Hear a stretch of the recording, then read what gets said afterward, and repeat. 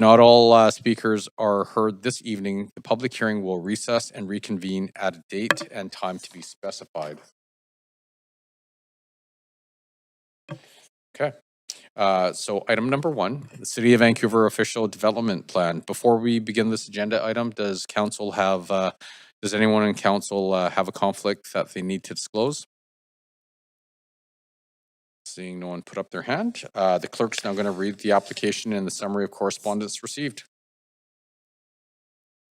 This is an application by the General Manager of Planning, Urban Design and Sustainability to adopt the Vancouver Official Development Plan by bylaw in accordance with Section 562.02 of the Vancouver Charter, and to repeal the Regional Context Statement Official Development Plan and the Greenhouse Gas Emission Reduction Official Development Plan in accordance with Section 562(2)(b) of the Vancouver Charter.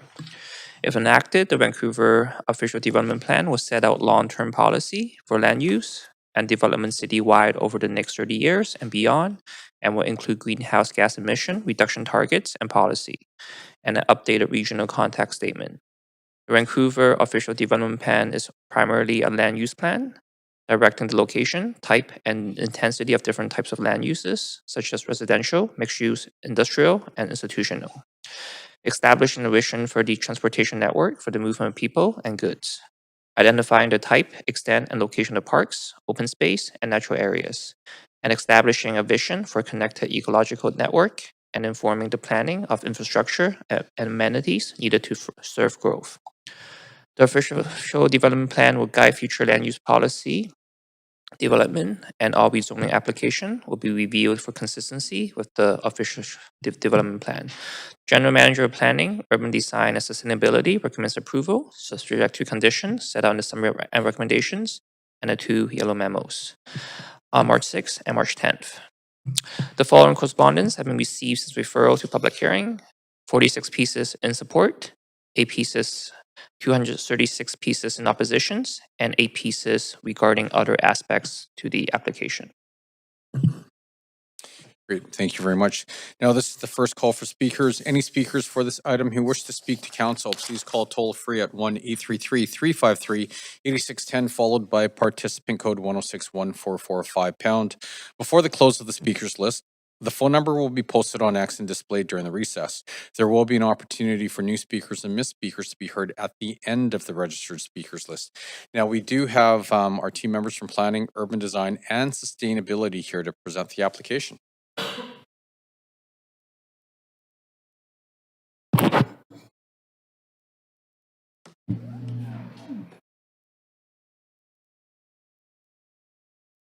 Good evening, Mayor and Council. I'm Lil Ronald, Senior Planner with the Planning, Urban Design and Sustainability Department. It's a pleasure to be here tonight to present to you Vancouver's first ever citywide official development plan.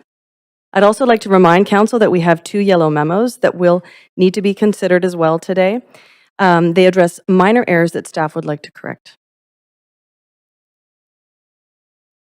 We'll start our presentation with some background and context about the project, and then provide some information on the planning process that has been undertaken. I'll then pass it off to my colleague, Joseph Tohill, who will present on the content of the ODP and important implementation considerations.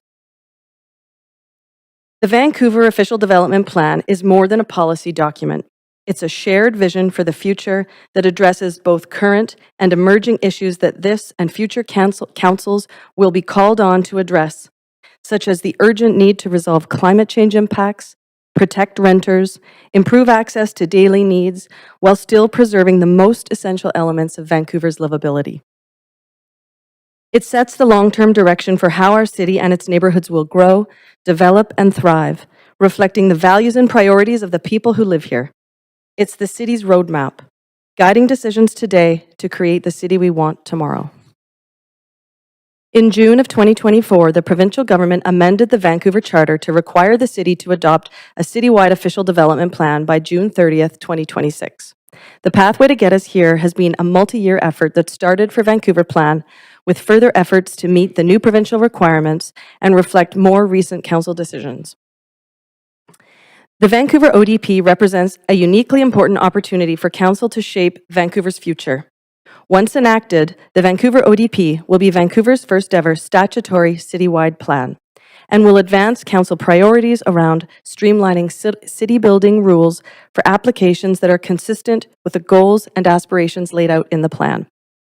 It will create more transparency and predictability for residents and businesses as our city continues to grow in the decades to come. Vancouver is the economic and cultural center of a dynamic, rapidly growing region. With a population of almost 3.1 million people, Metro Vancouver is the third largest metropolitan area in Canada. By 2050, the region's expected to grow by about 1 million more people with about 500,000 more jobs and homes. Vancouver is expected to add about 240,000 more people and up to 127,000 more jobs. How Vancouver manages this growth has important implications for its residents, businesses, and the region. So before we get into the ODP content, here's a quick recap of the direction staff received.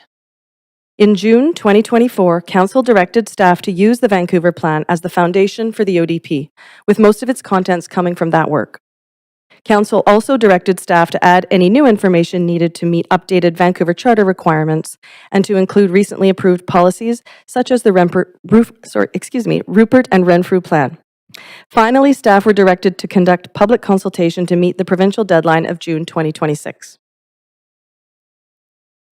In this next section, I will highlight the key elements of the Vancouver Official Development Plan. Vancouver residents want a city that is livable, affordable, and sustainable, a place that is inclusive, diverse, and works for everyone. The starting point of the ODP is a vision that reflects these aspirations. Vancouver is a city that lives in greater balance with our ecological systems while providing more complete, inclusive, and resilient neighborhoods where people of all ages, incomes, abilities, and backgrounds thrive. The ODP includes 3 foundational principles: reconciliation, equity, and resilience. These principles are woven throughout the plan and will continue to serve as a framework for implementation. The 3 big ideas are the main aspirations of the plan, characterizing new ways of growing that reflect community priorities. They are equitable housing and complete neighborhoods, an economy that works for all, and climate protection and restored ecosystems. The big ideas bring together policies across all areas of the plan, from transportation to childcare and from housing to food systems. Together, they help steer us to our desired future.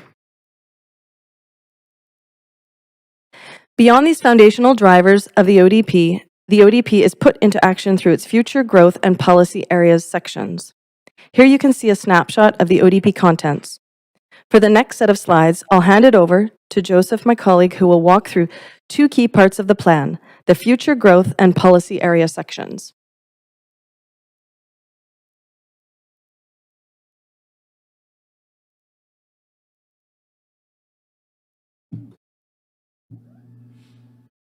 Thanks, Lil. I will now discuss the future growth section, which is at the heart of the ODP. The future growth section includes the urban structure strategy and the generalized land use designations, which are the primary tools within the ODP for managing the city's expected growth. The urban structure strategy is the city's long-term land use vision that looks 50 to 100 years ahead. It sets out broad neighborhood types to guide future planning. And that is the graphic you see on the far left. Then as we move to the right, area plans take that big picture vision from the strategy and turn it into more detailed direction at the neighborhood and parcel level, including building heights, densities, and land uses. Once approved by council, area plans are reflected in the ODP through the generalized land use designations, or the GLU. The GLU brings together area plans and rezoning policies into a single citywide map that shows the maximum growth enabled under current policies. And last is zoning, which is what ultimately regulates the development of land in the city. Any zoning changes must be consistent with the GLU. Here's a closer look at the urban structure strategy, a key tool to inform city-led policy and area planning work. It includes neighborhood types, economic layers, and ecological assets that must be considered as the city grows. These interconnected layers illustrate the type of change envisioned across the city and will guide the delivery of housing and jobs through future city-led policy development. Here are the generalized land use, or GLU, designations shown on the GLU map. The GLU brings together all of Vancouver's current land use policies and regulations into a single, unified, citywide land use map at a parcel-based level. It shows the maximum development potential under current city policies. There are 16 land use designations ranging from residential to industrial to parks and open space. These designations provide for and protect specific land uses in accordance with council-approved policies, ensuring there is sufficient land for housing, jobs, recreation, and services needed for a thriving city. Over time, the fuzzy neighborhood types from the urban structure strategy will be translated into the more clearly defined GLU designations shown in the GLU map on the right. This work will happen through future policy development as the high-level guidance from the strategy and policy areas in the ODP are turned into more specific land use directions at the neighborhood level, developed in consultation with communities. Each GLU designation includes the intended land uses, development intensities, and building heights, where applicable, and generalizes them into broad categories.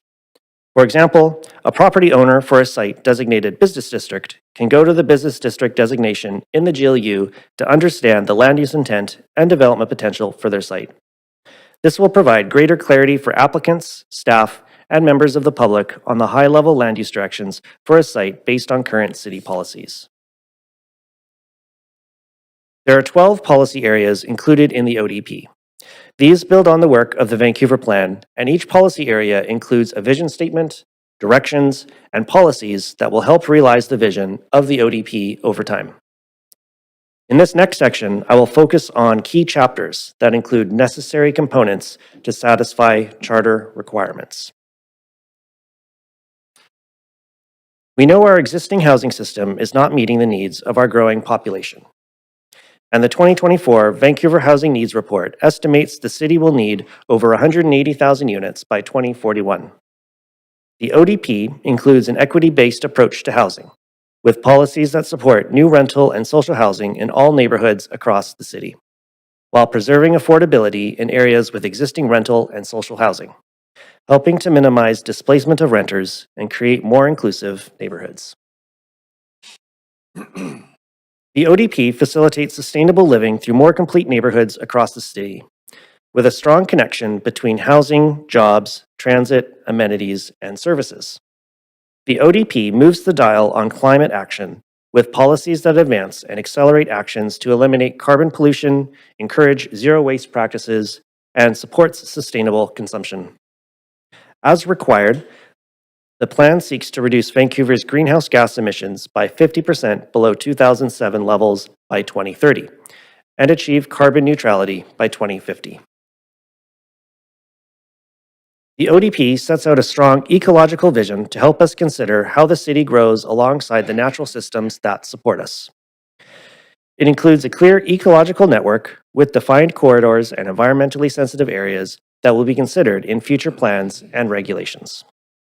The ODP also incorporates the city's 30% tree canopy coverage target, which reflects regional requirements and the recently updated urban forest strategy. Vancouver's neighborhoods include a diverse range of community infrastructure of varying sizes and scales, such as community centers, libraries, public schools, hospitals, childcare, and seniors' care homes, to name a few.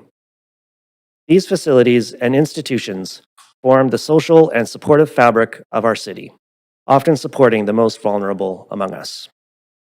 The ODP includes policies that highlight the critical importance of these spaces and supports their protection, retention, and expansion to meet the needs of a growing city.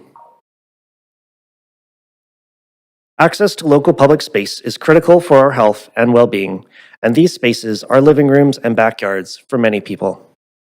The ODP includes policies that promote an inclusive public life across all neighborhoods, for all users in all seasons.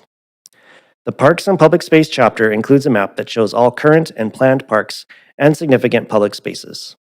and it also includes direction on park design and programming. For example, balancing active recreation areas with passive spaces and natural areas. The impact of hazards is wide-ranging and can have a devastating impact on our physical and mental health and damage buildings, infrastructure, disrupt services, and the economy. The ODP includes policies to deepen our knowledge and understanding of the hazard risks and proactively reduce risk through land use planning and policy development. The Hazardous Lands and Risk Reduction chapter includes 3 citywide hazard maps for floodplain, extreme heat, and seismic hazards. These maps will help guide future area planning and updates to regulations, such as through the Vancouver Building Bylaw. More hazard maps, such as for steep slopes and fire risks, may be added in the future. The ODP acknowledges the need for coordinated efforts to manage hazards and the need for leveraging partnerships with senior governments to reduce our risks to buildings and critical infrastructure. Importantly, the ODP includes an updated Regional Context Statement, or RCS, which is a required document that shows how the city's aspirations align with and support the regional vision set out in the Regional Growth Strategy. Once the ODP is approved, the previous RCS will be repealed, and the new RCS will reside in the ODP itself as Appendix A. I will now turn it back to Lil, who will discuss the process of developing the ODP.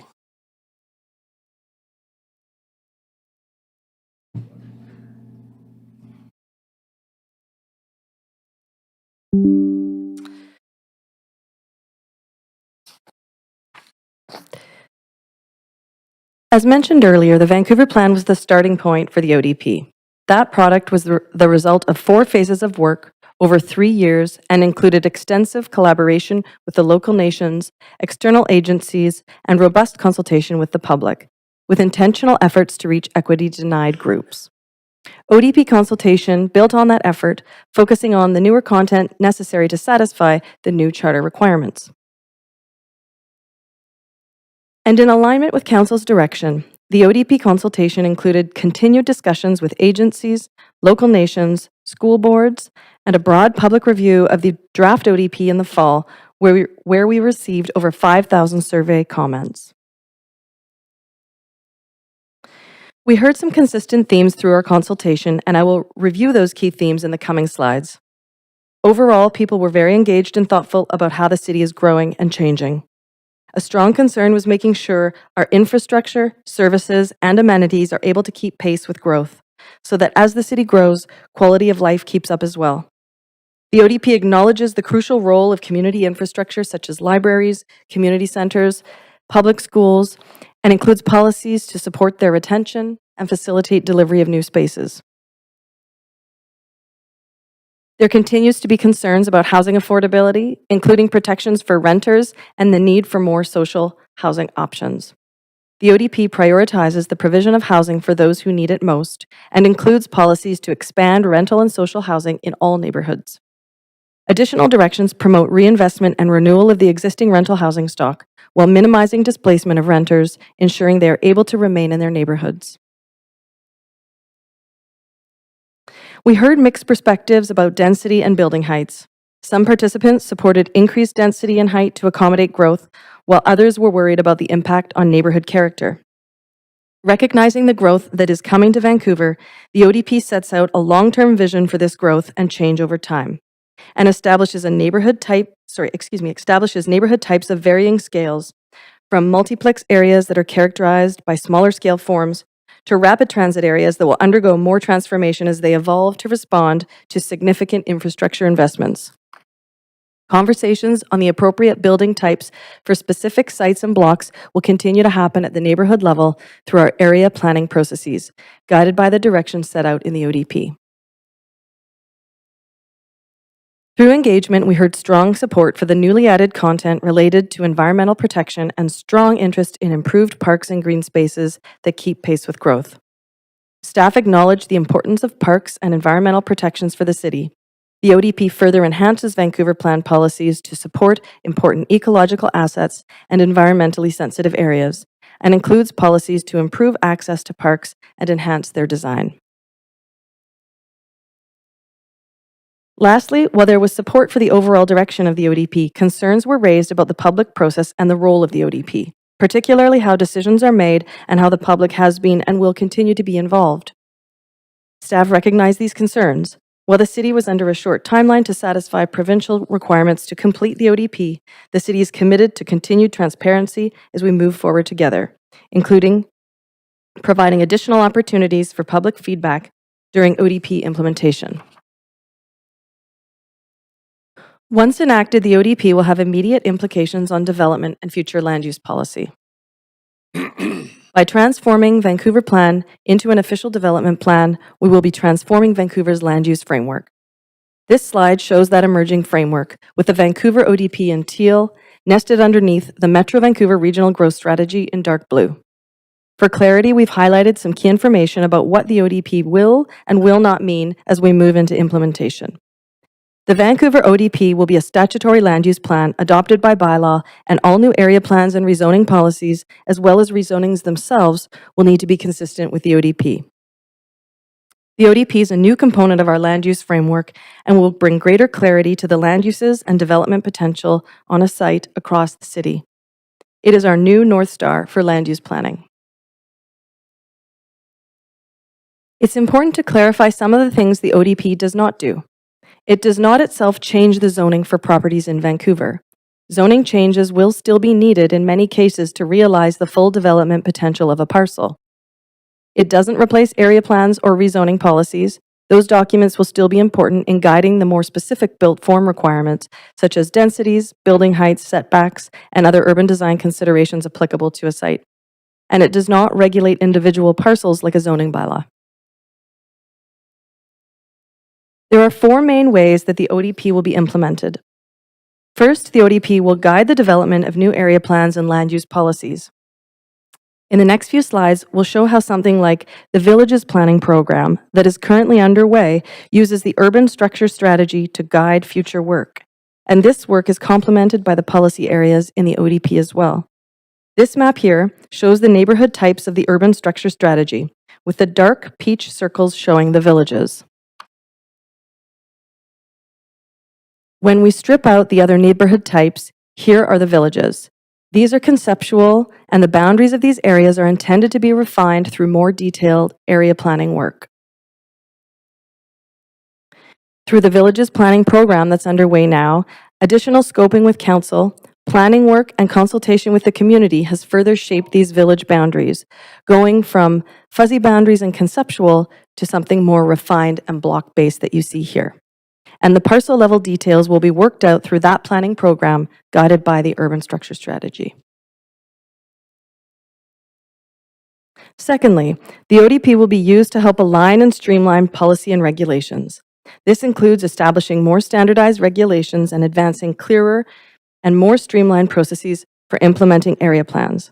This work already began with the new city-initiated rezoning of Broadway, Cambie, and Rupert Renfrew, and will continue as future area plans are implemented.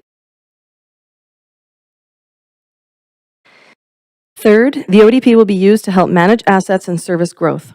The example here shows the Greenway network, which will be implemented over time and can be coordinated and prioritized in alignment with areas of growth. The fourth way the ODP will be implemented will be through ensuring all rezoning applications are consistent with the ODP. This will primarily be done by reviewing rezoning applications against the generalized land use designations. Under the Vancouver Charter, applications that are consistent with the ODP and are at least 50% residential will be prohibited from holding a public hearing. This has been the standard across other BC municipalities under the Local Government Act since December 2023. For all other applications that are consistent with the ODP, Council will determine whether to hold a public hearing for an item. Applications that are not consistent with the ODP must apply for an ODP amendment, which will happen alongside a rezoning application and will entail a public hearing. In all cases, Council still makes the final decision. For applications that don't proceed to a public hearing, members of the public can still provide written feedback to Council on these projects. Future ODP amendments may be initiated by either the city or private applicants.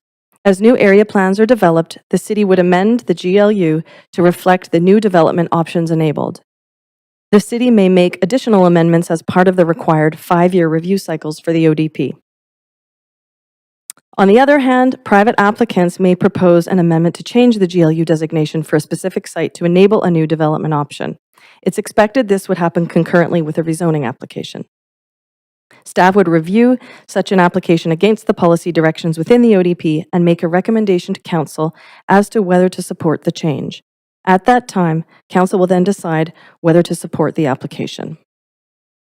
All ODP amendments will be subject to procedural requirements outlined under the Vancouver Charter, including the need for Council to consider which organizations and persons to consult and the requirement to hold a public hearing. To conclude, the ODP is a living plan that, once adopted, will establish Vancouver's first citywide statutory land use plan to guide growth and change in the city for generations to come. The pathway to get us to the version before you today has been a multi-year effort involving extensive consultation under Vancouver Plan and further refinement to satisfy provincial requirements and council direction following enactment of Bill 18. The city must repeal or incorporate all existing area-based or topic-specific ODPs so that there's only one citywide ODP by 2030. Beginning in 2030, the city will need to review the ODP at least every 5 years. Once enacted, the ODP will take effect right away, and the city can immediately leverage mechanisms within the document to provide clarity on council's priorities, including pathways to streamline current rezoning applications that are consistent with the ODP. Thank you, Mayor and Council. Staff are available to answer any questions. Thank you very much for the very comprehensive presentation. Please note that the applicant for this item is the GM of Planning, Urban Design, and Sustainability. With that, would the applicant or their designate like to present the application? No. No, I don't think so. I have to ask that question. Are there any questions from council to our team members or the applicant? And yes, there are. Councillor Montague. Yeah, thanks, Mayor. Hopefully a couple of quick ones here. What's the estimated population growth for Vancouver for the next 15 years? Do we know? For the next 15 years? Yeah, over the next decade or? It's an additional 240,000 added up. It's almost 1 million. Okay. To 2050. 2050. That's a 2050, yeah, not 15 years. Yeah. Okay, thank you.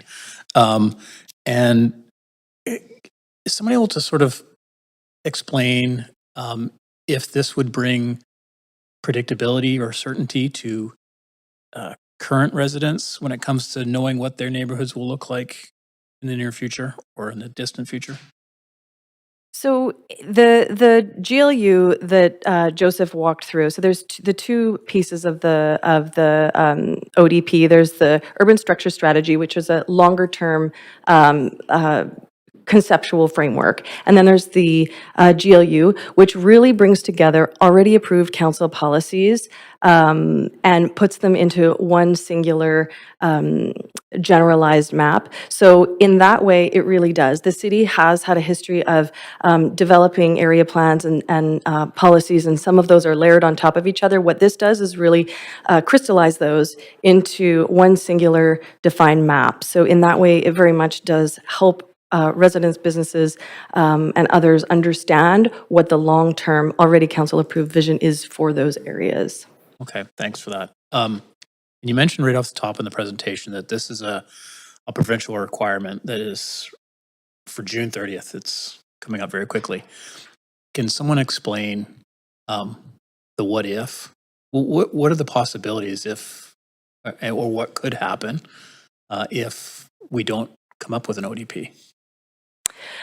Procedurally, there will be some impacts on rezoning applications. So there are some public hearings that would need to be considered that haven't otherwise been considered. There are also some legal implications. We do have legal services on the line here. Sort of more what I'm interested in is the legal aspect of things. Sure. And what Yeah, I'm going to pass that over the to our. province could do. Sure, I'm going to turn that over to our legal services team.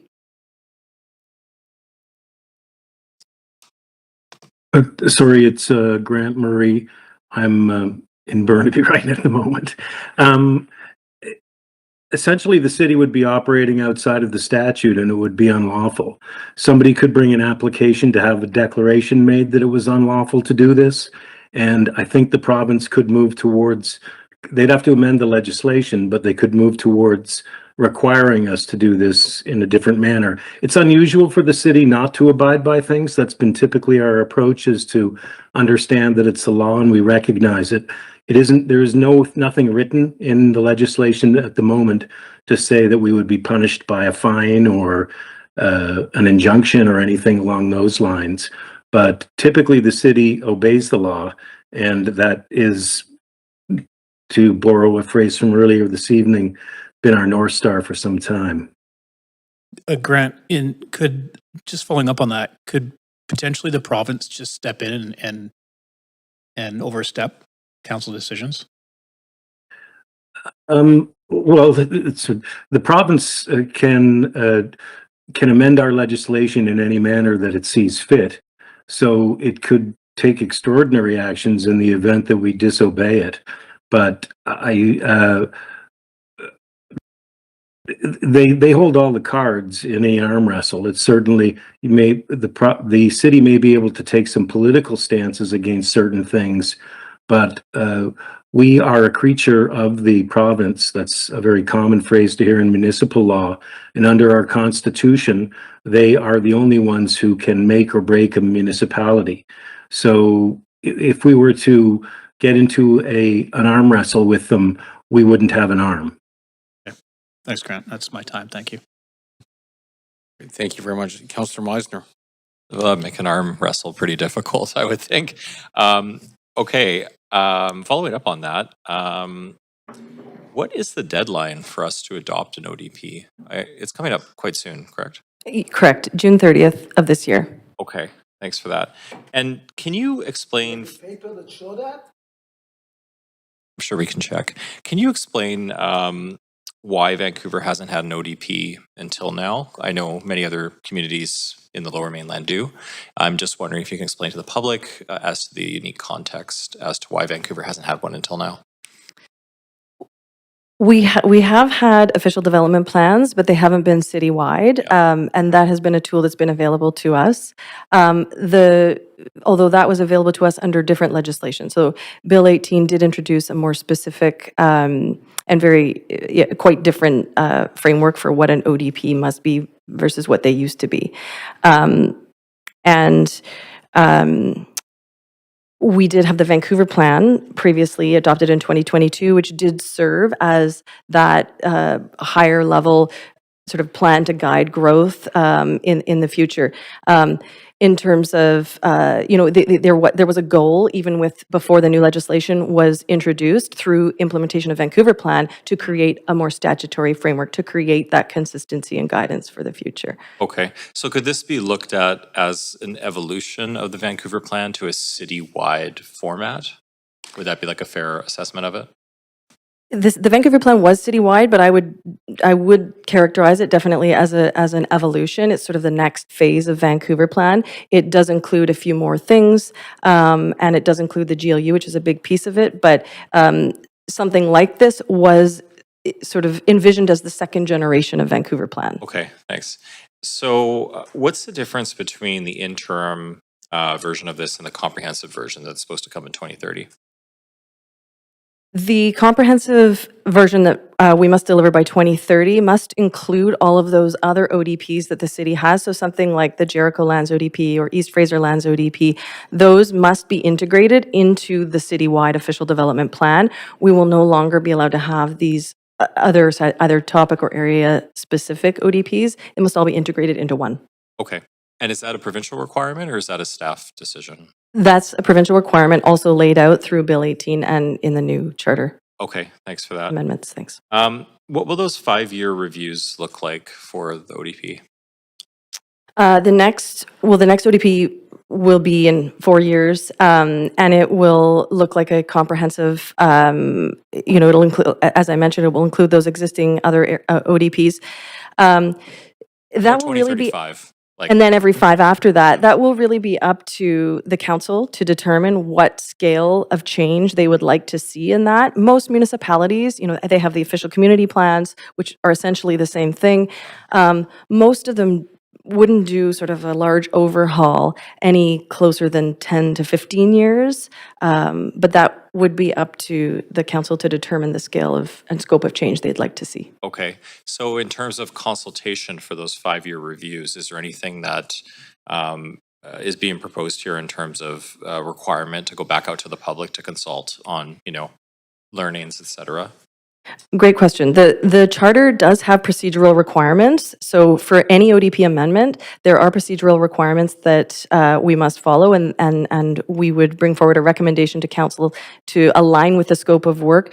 You must consider who to consult with, including First Nations, Metro Vancouver, other boards and agencies, et cetera. That's all laid out in the new charter amendments. Okay, that's great. And then last question I had was, what about non-compliant projects? I mean, we've seen a few of those. Can they still be reviewed by council? Will they still come to council? Will that happen in a timely fashion? I want to get a sense of that. Sure. ODP non-compliant applications must be reviewed by council. Any amendments have to undergo council review and a public hearing.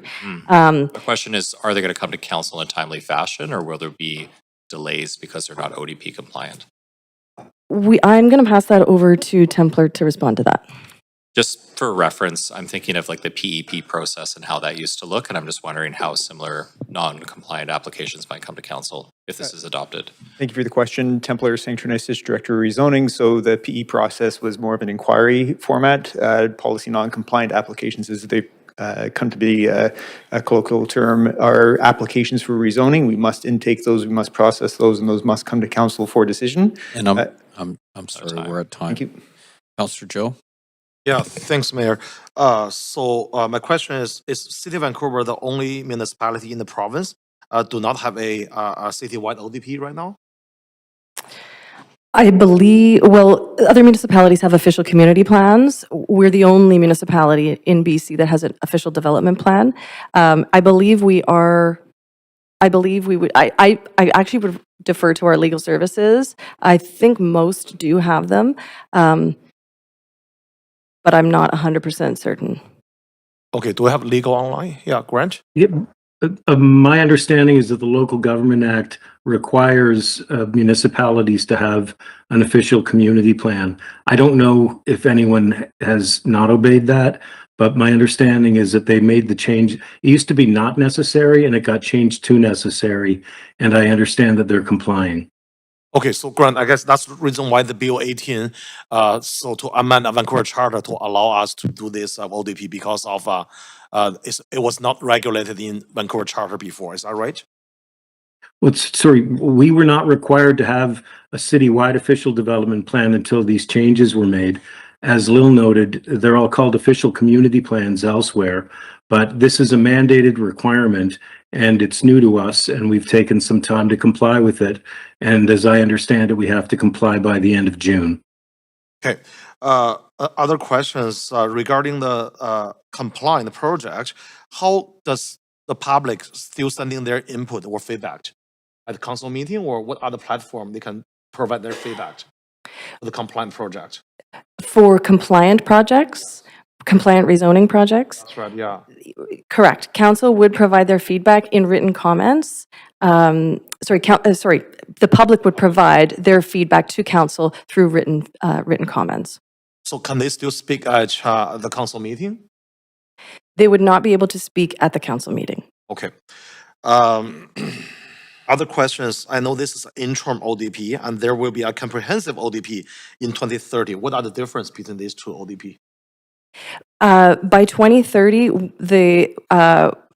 we will be taking what we have today, or or if this gets approved as is, and incorporating the existing official development plans, such as the Jericho lands, the rental housing stock ODP, other ODPs that we have. Those would have to be integrated into one singular official development plan. Okay, so it'll be parcel by parcel basis, or still an overall rezoning map? It would look very much like what you see today. It would just depend on the policy directions that are associated with each of those plans. So, for example, something like the rental housing stock ODP, that's not necessarily an area-based plan per se. We would have to do the work to figure out what the best fit is for each of those individual plans and how best to integrate them. Okay, also when we do the update every 5 years, do we still need public hearing for the update? Correct, yes. Any amendments to the official development plan we must hold a public hearing. Okay, so public and or residents can provide feedback when we update the plan every 5 years as well. Correct, Okay, in the public hearing format. correct. Yes, there must be a public hearing. Okay, thank you. So another question: why we just don't do the specific parcel zoning? Why we have this? Why can we just very specific for each land, each parcel? We can tell the applicant what is the requirement for this land. How can we go? Why can't we go that level of details?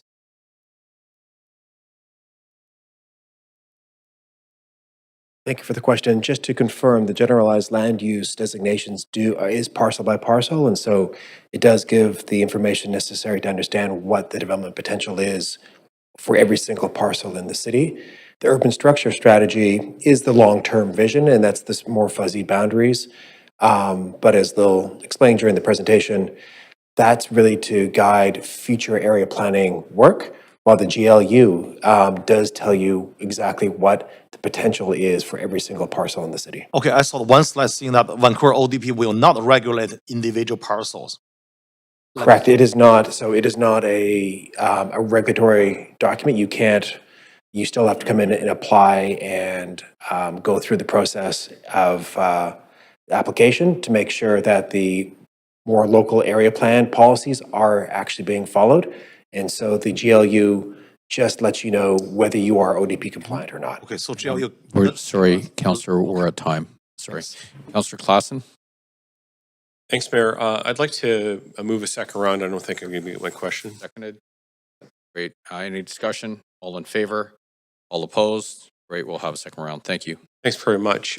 So I'm going to kind of fire off some questions here. Prefer answers a little bit short. I have a lot of questions here. So getting a sense from the tone of communication that's been coming in for the last days and weeks that the public feels surprised about this ODP. Can you just maybe unpack a little bit more about some of the consultation that we've been doing in community and how it's informed this process? Sure, certainly. Council did approve a consultation approach back in 2024 when we launched the project. And the direction there was to take Vancouver Plan, acknowledging the extensive effort that went into that and all of the public engagement, particularly focused on equity denied communities. And really the Vancouver Plan comprises close to 80% of the ODP. We supported that with consultation with required agencies that had technical information that we worked with them on, as well as the public reviewed a draft plan. We had pop-up events, we had open houses. I'm going to move on to my next question, but thank you very much. That was really great. I just wanted to see what additional consultation was undertaken specifically for the ODP since the Vancouver Plan was approved. Well, we launched that consultation in 2024. We've engaged with partner agencies, regional associates. We've engaged with the public. We, in terms of the draft that I was just speaking of, we had pop-ups, we had open houses, we had virtual sessions, we had an urban indigenous engagement session. We've engaged with the First Nations. Great, thanks very much. So there's a general sense that adopting the ODP will eliminate public input. We're hearing repeatedly from staff, but just can you specify in sort of point form what public engagement will still be available to the public moving forward with the adoption of the ODP? Certainly. Well, the urban structure strategy of the ODP is the other side of other side of the GLU, and that is the fuzzy sort of 50 to 100-year outlook. We undertake extensive public consultations through area planning programs like the villages, like Rupert Renfrew Plan that was just completed, and the villages that's currently underway, where we really do that site-specific determination of what's the most appropriate building scale for that site. That will continue, and that will then be reflected in the ODP. So all of that work, that area, that community and neighborhood area planning work is still going to happen, and that will feed into future ODP amendments. And then, of course, for those ODP amendments, we are required by the province and through continued transparency and commitment to communities to continue to consult on those as well. So there's been some criticism that the population projections that are informing this ODP are reliant on a private sector estimates. Can we clarify what sources were used in preparing these growth projections and how these projections relate to regional forecasts for Metro Vancouver and BC Stats? Certainly, I'm going to pass that over to Joseph. Thanks for your question, Councillor. So yeah, as noted, there are different projections that City of Vancouver does, Metro Vancouver does their own projections, BC Stats also does their projections. Those projections have different methodologies that are employed, and often it's kind of scoped to the scale of the projections and the data that's available. So one key difference with the City of Vancouver's projections is that we have access to data on our development pipeline. So that was integrated into the methodology for the projections, as well as incorporating some of those other numbers from Metro Vancouver and BC Stats to arrive at kind of a more hybrid approach. Fantastic. So just there is a consistent narrative. The pushback against the housing supply does not have any correlation with affordability. What's your sort of really quick answer on that one? I know that it's sometimes complex, but thanks, Dan. We'll get you to speak to this. Hi, Dan Garrison, the Housing Policy. Yeah, I mean, housing affordability is always a function of two factors: demand for that housing and the supply to meet the demand. So ongoing housing supply is an absolutely critical factor in addressing housing affordability challenges. Without additional supply to meet the demand, that demand will put upward pressure on prices and exacerbate affordability challenges. Okay, I'll go off the queue and come back on. Thank you. Thank you. Councillor Maloney. Thank you. I'd like to ask some questions about how the official development plan deals with school lands. So what I'm concerned about is what happens when if the ODP is voted in, does it relax the requirement for council to make decisions about any changes to school land?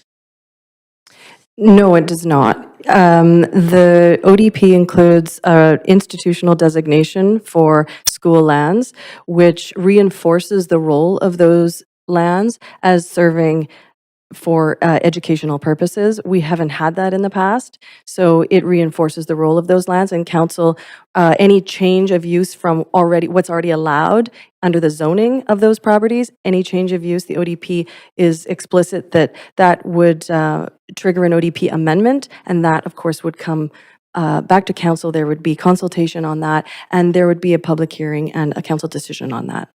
Okay, so there would definitely be a council decision to divest any school lands. Any change of use. Any change of use. So if school lands are already zoned for, say, commercial, like some is, or already zoned for residential, like multiplex, that wouldn't come to the attention of council. The VSB could develop in accordance with those existing zonings. Correct. Okay. Okay, next question. The next ODP review is in 5 years, but given that this is the first ODP, we could quite easily do a review earlier than 5 years, couldn't we? Absolutely. That would be up to council to decide. Yeah, all right. Now, residents have expressed concerns about not being able to follow the decision-making process. Can you highlight some measures that'll ensure transparency of the decision-making process? I know we've already heard a bit about that, but how is the decision-making process going to be transparent to the public if there are changes? Decision-making for the ODP or for? No, for rezoning of land. Sorry. I'm not sure I understand the question. How will it increase transparency for? Well, residents are concerned about retaining transparency of the decision-making process around land use. So how is that transparency going to be retained if we pass the ODP? Right. Well, again, through those area planning processes that have extensive public engagement, all of that would get reflected in the ODP. Again, any amendment, future amendment to the ODP must be done with consultation with the public and come to council through a public hearing. So that is maintained. Any zoning changes would come to council. And so that would be maintained. It's just the only difference would be if it was in alignment with the ODP and was over 50% residential, then there would be a public hearing prohibited. But otherwise, council, if otherwise council could make a decision whether or not to hold a public hearing. But those would still go to council for decision, and those sessions are available to the public. The city is still, would still seek feedback from the public. It just would be in a slightly different format. And there are, I've already heard about some possible amendments that may come forward to the ODP. I mean, we've got a deadline coming up by the end of June, but there is planning work going on now that will trigger changes to the ODP fairly soon. There are, yeah. Templar, did you want to speak to that? But yes, we do know of a number that will trigger ODP amendments, and those are anticipated to come forward for council. As well, they have to comply with those process requirements laid out in the charter in terms of consulting with, it's required that we consult with both school districts, as well as council must consider consultation with other groups, including other affected agencies, individuals, the First Nations, et cetera. So that will all have to be undertaken before those ODP amendments can be considered, but we are aware of those, and we are working through those. I'm sorry, we're at time as well, but we have another round. Councillor Orr. Yeah, thanks. Some really great questions from my colleagues, especially on what would happen if we don't pass this. Could there be an earlier review? Public being sort of surprised by this, population figures, changes to school land. So really appreciate the questions. I think I'll go around the equity framework. How does it take into account sort of low income renters? How does it fold in the equity framework that we have in terms of, those who are spending, over 50% of their income on rent? Is that factored in, or is this sort of too high level for that? Well, equity is thank you for the question. Equity is one of the three foundational principles, and you'll notice there are actual icons throughout the plan where we are advancing equity, where policies are specifically advancing our equity goals as a city. In terms of renters specifically, I can pass that over to Dan Garrison.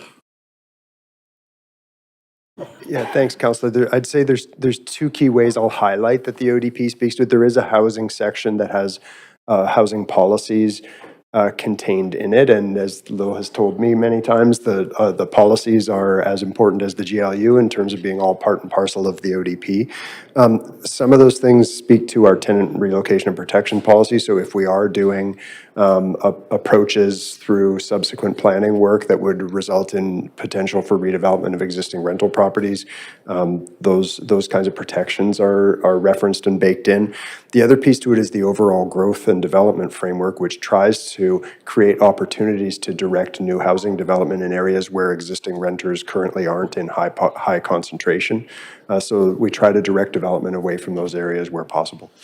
Excellent. And then, so yeah, for the TRPP, we haven't had maybe Dan, if you want me to stay up, but like we haven't had that come to council yet. That will sort of be folded into this after we get that report back, or how does that process work in terms of the ODP and the? Yeah, I mean, the ODP just references the importance of tenant protections. That's basically all it does. This isn't changing anything about our current tenant protection policies. Those are still in place and will be, any changes to it will be decided through the TRPP review, Yeah, not so through it's this still process. pretty high level in Yep. that terms. There was a mention of renewal of existing housing stock. Could you sort of expand on that a little bit? Like are we talking about like, I know I remember I brought forward a motion around like right of first refusal in Yeah. terms of buying that stock. Is that what we're looking at, or? Yeah, that's interesting. I mean, we haven't looked at it necessarily from that. It's more looking at an acknowledgement, I think, that there is a significant amount of the city where there is aging stock. Some of that stock is in areas like we see in the Broadway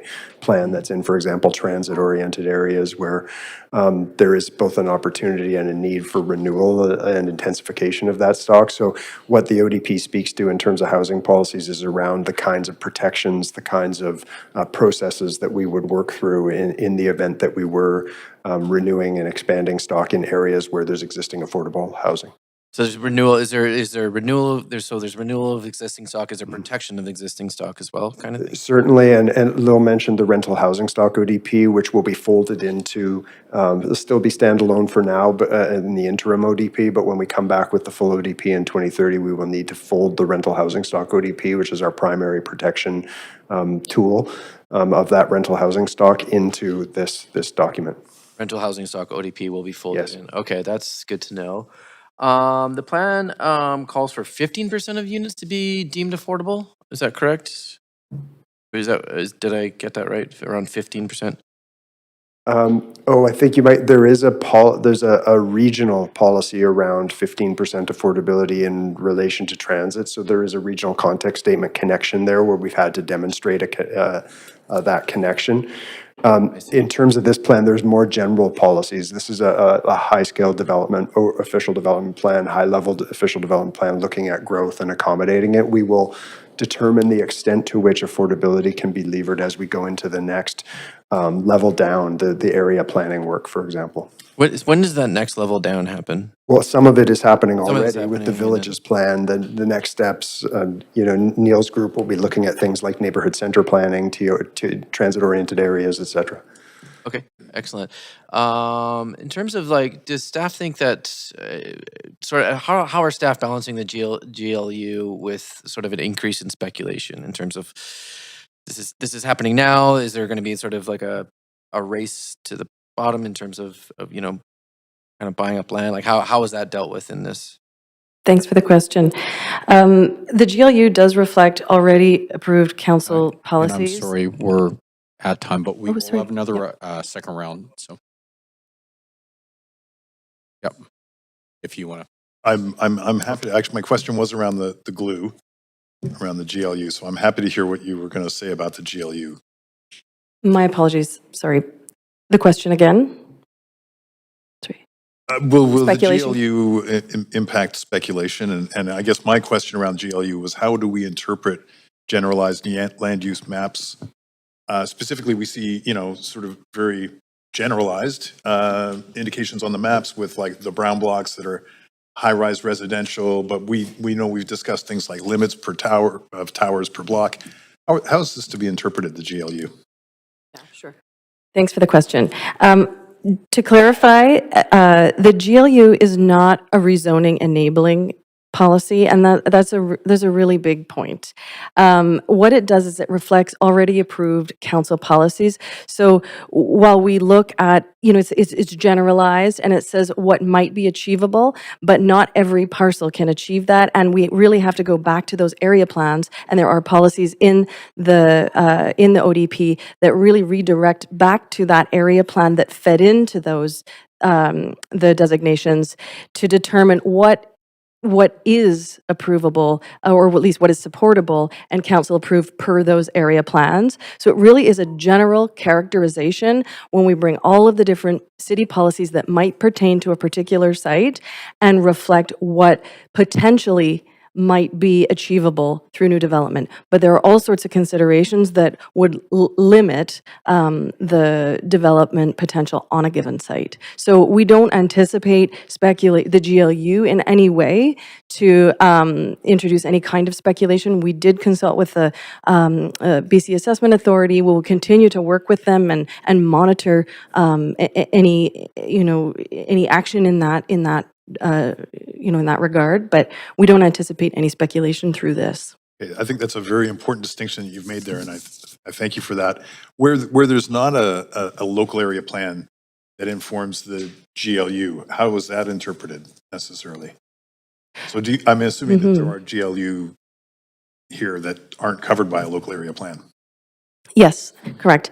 So in those cases, I mean, it might have been something like where there's an area plan, like a Rupert Renfrew plan. It could have been the secured rental policy might be one of the sort of policy levers, or zoning. Where there's no policy for a given site, then it would be existing zoning and the maximum development potential under that zoning. And that would be what has determined the GLU designation. Okay, so similarly, where we see these illustrative renderings of high-rise buildings with the street wall podium and the point kind of thing, that's strictly for illustration. It's not necessarily very specific to what these might look like. It's strictly an illustration. The ODP does not get into that level of detail. Yeah. Again, these are just important articulations because I think that's what people are interpreting as they read this document, and the source of some concerns. Yeah. So there's a lot of aspirational targets in here, which are great, like, aligning childcare with growth, community serving spaces with growth, libraries, parks and plazas and stuff, but they seem very aspirational, and there's nothing that binds them. There's no metric that says we need X amount of green space per population. How do we interpret these aspirational targets? Thank you for the question. The ODP very much is aspirational. Like other official community plans, that is the intent of it. And the province has even articulated that's the goal of these plans. The city does have capital planning efforts that they undertake that would consider the ODP in terms of how it might prioritize its investments. And so that would be, that continued work would be more sort of concrete in terms of what's actually delivered. So if it is aspirational, why are we doing this? Sorry. I mean, that's a big philosophical question. Probably can't answer. Yeah, I'll just say that as it was expressed at the beginning, the ODP is principally a land use plan, strategy, statutory framework.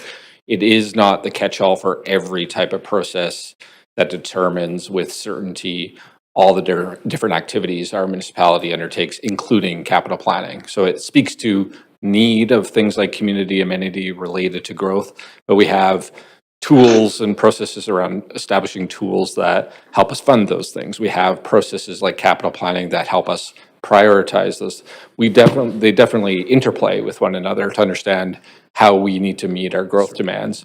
But this tool doesn't achieve all those to the full degree. Yeah, thanks. We're at time. Thanks. Councillor Kirby-Young. Yeah, thanks, Mayor. My colleagues have kind of gone in the direction of a number of my questions, so I'm going to drill in a little bit in no particular order. One of the things that I hear is that there's a perception that this will somehow incorporate a lot of additional density than exists in the current environment that we have without having an ODP. Can you comment to that this is sort of a consolidation of plans sending out of a vision, but it doesn't necessarily, by passing this plan, pass additional density over what's contemplated in existing plans?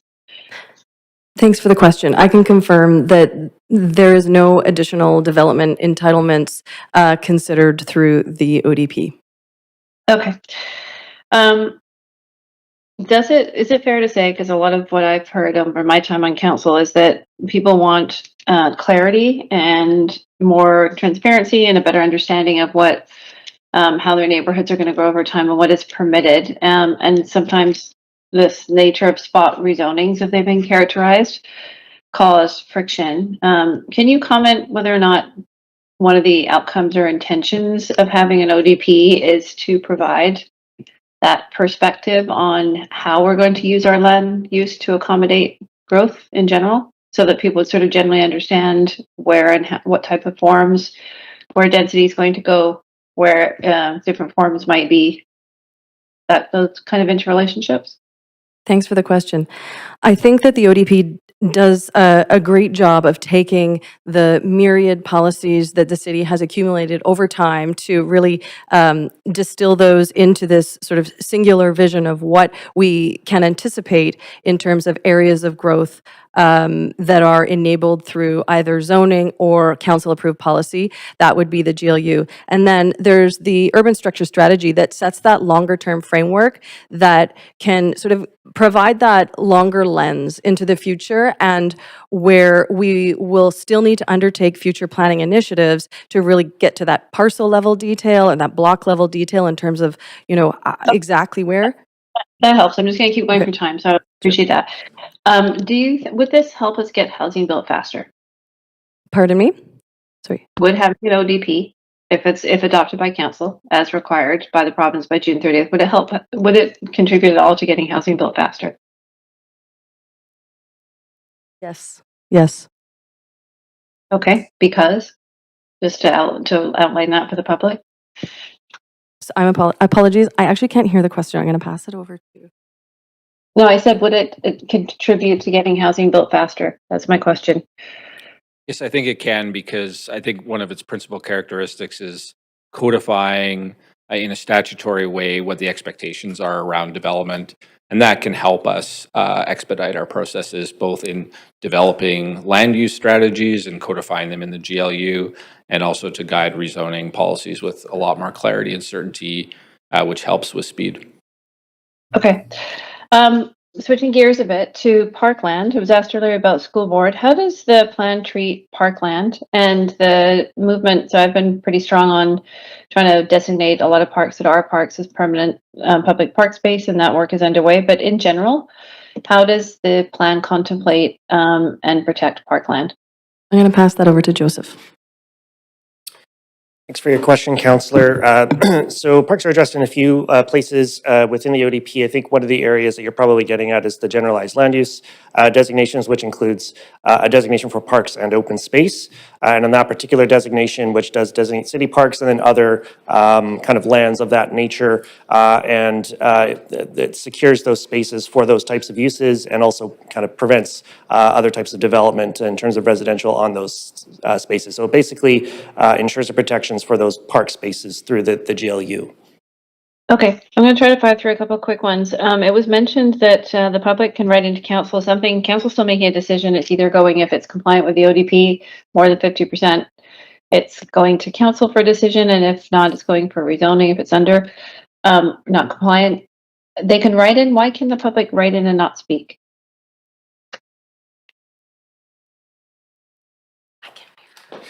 The legislation prohibits public speakers for applications that are compliant with the ODP and are at least 50% residential. Council does have the discretion for applications that are also compliant with the ODP but are less than 50% residential. You could also prohibit, or you could also not go to public hearing and come to a committee. And I'm sorry, we're at time.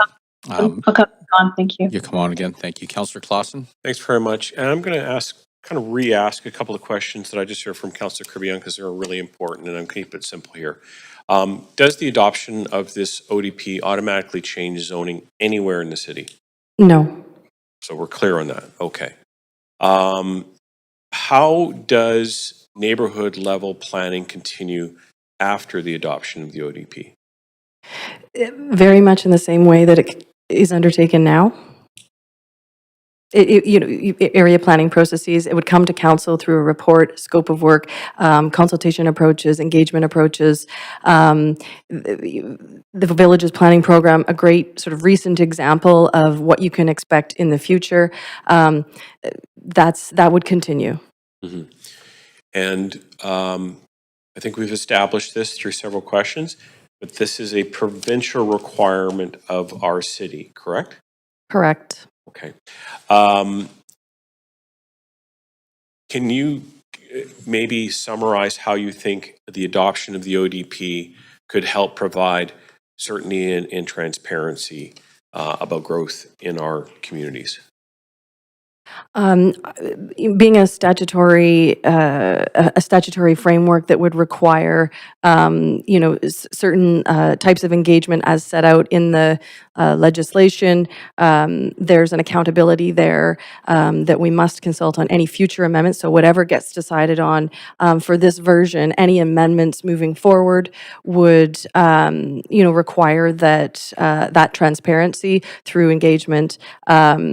And coming forward for public hearing, that would be required on any future amendments versus, other types of planning programs, area plans. They're not necessarily under that same statutory framework. I'm going to give any one of you here today an opportunity to respond to a question that has recurred in a lot of communication that we received. There are people who feel that the adoption of this ODP will threaten the livability of their own communities. How do you respond to that very strong feeling? I'm going to pass it over to Neil. Thank you. Thank you very much. This ODP is the city's vision to achieve livability, and it is very much equity focused. And so it envisions complete neighborhoods where people from all different backgrounds can find a place to live and thrive and create a life here in Vancouver. And those values are the ones that we heard very, very clearly, repeatedly during the Vancouver Plan process. And so what you see before you is really just the policy manifestation of those values to achieve those types of those neighborhoods. And so the qualities of that people cherish about Vancouver are integrated into the ODP. We had a previous planning exercise that took place over 30 years ago. It's called City Plan, and people like to talk about that process. We know that a number of those plans were essentially ended and sort of followed up with the work in the Vancouver Plan. How do you respond to people who are still kind of holding to some of that work that was done before, and how does the work that's happening now kind of evolve that? We always appreciate when the residents of Vancouver participate and really contribute to those vision plans. But the city has evolved and changed. The needs and the pressures upon the city have evolved greatly over the past 30 years. And what the ODP does through the Vancouver Plan process is to reflect those pressures, those needs, those challenges as expressed by the people who live here today and their aspirations for the city going forward. So I've got just under a minute. I know that one of the big areas that have been concentrated is that public hearing piece. We know that the province is legislating that change here, but to be clear, the public still gets to have a voice on the future of their city and their communities. They do, and on this aspect of public hearings, we have a lot of written pieces of correspondence that you've been informed of and received so far. Those will continue. That will be a very active way for the public to get involved in those cases where there is no public hearing. Where there is a public hearing, it would be very much like today. Okay, thank you. Those are my questions, Mayor. Thank you, Councillor Joe. Yeah, thanks, Mayor. So I think we all know that we're in a housing crisis. So how does this new ODP enable more housing capacity in the city, and how many more capacity we can build because of this ODP? Do we have any estimation? Yeah, that's a great question. One thing I think the Vancouver Plan did, and what the ODP helps codify, is a growth pattern that's a lot more permissive and a lot more distributed than previous patterns of growth, where we heavily concentrated a huge proportion of our growth within very specific small areas within the city. That's part of what helped contribute to a constrained supply in our housing environment. So it both lays out the trajectory for a more distributed growth model and guides the types of processes like area plans. I use villages as a perfect example of the type of place type development across more of the geography of the city that will open up a new type of development that didn't previously exist in large quantity across the whole city. So as we activate those area plans, as we codify them in the GLU, when council makes decisions around area plan processes like villages, it will open up enormous amount of new opportunity. In addition to other tools like we have, like city-initiated zoning of those areas, so that more of those types of developments, once that vision is established, can move more expediently through our permitting process and into housing delivery where people can actually live in the homes. Okay, do we have any estimation how many units we're talking about because of this ODP? I think what the ODP does today and will in the future will hopefully sufficiently be able to provide both the aggregate amount of supply and the different types and tenures and affordability levels of housing to meet the demands that we anticipate, of which we anticipate growing towards 1 million people in 2050. So it's very, very much focused on widening the berth sufficiently to all types and tenures and housing types that will more sufficiently meet that demand. Okay, that's actually my next question. So rather than just providing supplies, how does this new ODP support affordability? Yeah, I think affordability comes with sufficient supply and sufficient supply of every type of housing, every tenure of housing, whether that's non-market housing at the deepest level of affordability and subsidy and facilitating that through our processes, and then all types, whether they're low-rise apartment, multiplex, seniors housing, high-rise housing, all townhouses, every scale and type of housing. If we produce sufficient supply, the housing system as a whole will function much better in terms of enabling affordability and non-market affordable housing as well. Okay, thanks, Josh. So again, ODP focus on all forms of housing we need in the city. Absolutely, all forms Thank of you. housing. So, and also there's some concern from the public regarding their neighborhood character.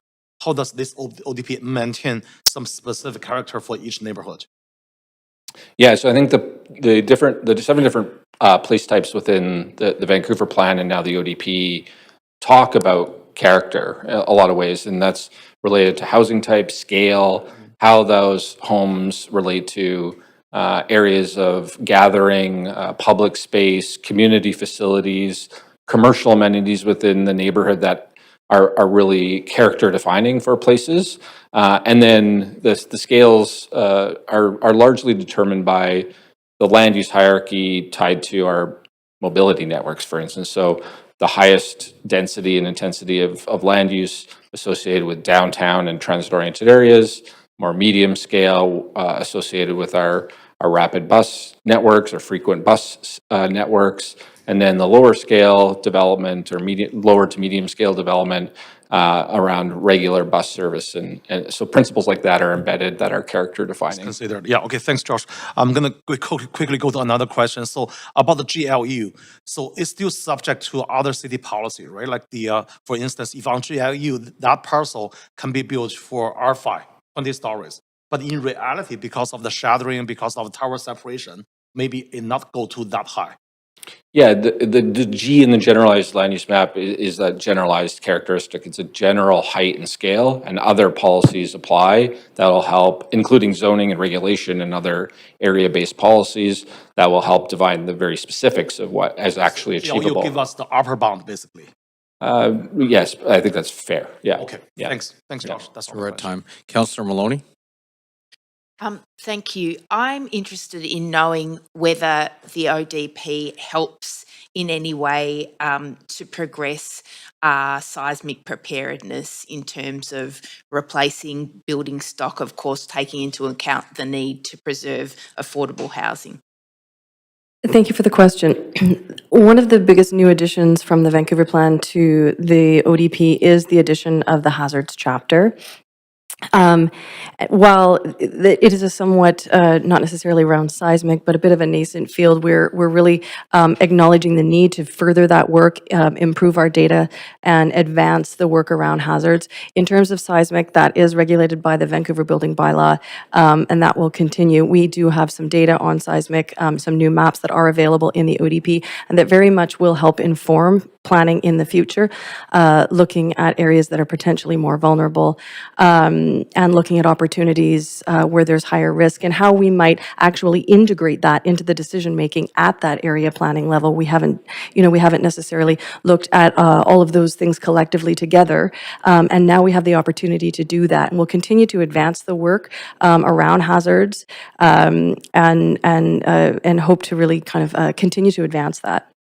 So if once we're more advanced in our identification of particular buildings across the city that have a higher degree of risk, so that could be incorporated as an overlay into the ODP. Does that sound reasonable? Well, we do have the seismic risk maps in the ODP now, and those will be used in area planning in the future. So, those seismic risk maps can help interpret where, soils might be more vulnerable. We might not want to consider a certain type of development that might warrant, extensive engineering solutions to get to certain building forms or types. And so, without getting into specifics, those are the types of things that we will be needing to consider as we move forward. You mentioned rental housing, maybe that's a consideration as well, looking at existing tenure stock, and is replacement the route, or, how vulnerable is that stock in terms of looking to the future, and what is the most appropriate building typology in the future. Yeah, that's really, really great, especially about soil types and mapping that. I'm also particularly interested in once we've identified particular private or public buildings that are particularly like any pre-1990s buildings. Is that something that could be mapped across? I mean, I'm not sure how it fits into the goals of the ODP, but I'm just interested in the ODP as serving as a kind of geographic information system. Yeah, I think as of yet, like we've used for example, seismic strategy around private and public buildings to map that down to the individual building level. Whether we end up reflecting that, for example, in a parcel by parcel or building by building map in the ODP, I don't think that's something we contemplated yet. But as council considers those very detailed strategies, we can definitely have a conversation about whether it's necessary or appropriate to reflect that back in the ODP through an amendment. Right, thanks. Councillor Fry. Thanks. And Lil, thank you. You're doing a great job. Thanks. A lot of questions fired at you. This is, again, kind of more of a philosophical one. We've heard time and time again reference to this sort of, statutory framework, but at the same time, we're framing this as an interim ODP. How do we reconcile these two very opposite concepts, really? It's interim, I would suggest, only by name. It's a statutory policy framework, and interim only in that that's language that's been used in the charter by the province to basically tell us that we have to integrate all other ODPs into this one singular citywide ODP by 2030. In that way, that's the only reason it's considered interim. But it is, given that it's 2030, it does give us some flexibility over time to adjust, as I think you've alluded to throughout this presentation. Well, council at any time can choose to amend the ODP, once we've undertaken the appropriate and required consultation steps and measures laid out in the charter. But the final ODP will, very much look and feel the same as this, unless council gives staff, other direction. Well, and so I'm bringing this in the context of, and I'm sure you've probably seen the housing reset letter, and a bunch of former planners and urbanists and folks who've got various opinions on this. And one of their points is around the loss of participatory planning and neighborhood context in this approach. How would you counter that notion? Thanks for the question, and I have read that feedback. The ODP, the future growth section, does talk about neighborhood types and the need to consider the unique conditions of each neighborhood as we move into area planning. And we sort of discussed that in a number of different ways tonight. But taking that urban structure strategy that's very much conceptual and signals sort of relative scale of change that might be anticipated, again, once we've finalized and gone through a much more detailed area planning process. And that area planning process is really the moment with the community where we can talk about, the special moments in each neighborhood that need to be sort of highlighted and whether it's preserved or enhanced or centralized or what have you, within that planning, within that unique neighborhood planning program. And the ODP does specifically call out the need to continue to do that, recognizing the unique assets in each neighborhood throughout the city. One of their other points is they describe, and I appreciate that answer, they've described this as an excessive literal implementation of provincial mandates. I feel like you're probably not, by virtue of what you've just said, with this being an interim and what you're talking about. You don't feel this is excessive literal interpretation of provincial mandate? I do not. I do feel that, if you were to look at, both the Charter and the Local Government Act speak to the ODP and the OCPs very similarly. OCPs throughout the province look very similar in many ways and very different in many ways. And I think this is a very sort of uniquely Vancouver approach that's integrated and embedded decades of public consultation and public processes into that sort of distilled singular vision for the city. And it effectively does not disempower council from the decision-making process moving forward, who, as we represent the people kind of thing. Correct. It does not, no. And lastly, the other piece to their critique was that the population and unit methodology relied on data from Rennie as opposed to Stats Canada stuff. Can you speak to that at all? I'll pass that to Joseph. Thanks for your question, Councillor. I think when it comes to the projections, there's different methodologies that are being employed by Metro Vancouver, BC Stats, City of Vancouver. We undertook an approach that was using some data that we had available in terms of the development pipeline and kind of combined that with the methodologies that were used by Metro Vancouver and BC Stats to arrive at kind of a more hybrid approach to conducting our population projections. But there's inherent uncertainty with these projections. Neither is necessarily correct or incorrect. Apparently nobody could predict the weather sorry, today Councillor. either. So. Sorry, we're at time. Councillor Orr. Thank you. Yeah. Picking up on sort of some of the questions that Councillor Joe was talking around affordability, and you might have already answered in terms of affordability comes with all types of supply and scales, low rise, non-market, stuff like that. How, this might be more philosophical too, but in understanding that other levels of government have to play, how close does this get us to ending homelessness in 20 years? I'll pass that Difficult over to question. Dan. I know. I see Josh is smiling. I think Josh is going to let me take this one.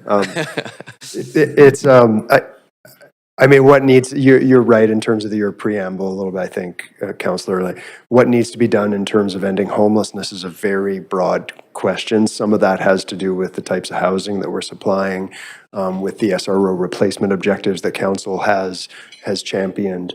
But a lot of it also has to do with commitments at senior levels of government to everything from housing, supply, affordability, funding, to mental health and addiction supports, to feeders of homelessness like the foster care system and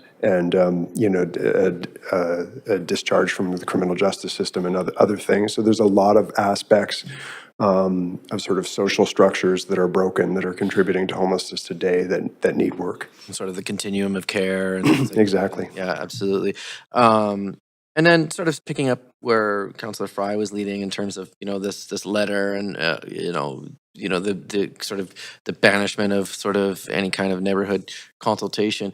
Has there been a sort of, has there been any examination of looking at things like, neighborhood councils? I know, noting that like SFU did a lot of work on sort of repairing the public hearing process and maybe replacing it with something. Has there been any kind of thought of like replacing it with something, or is it just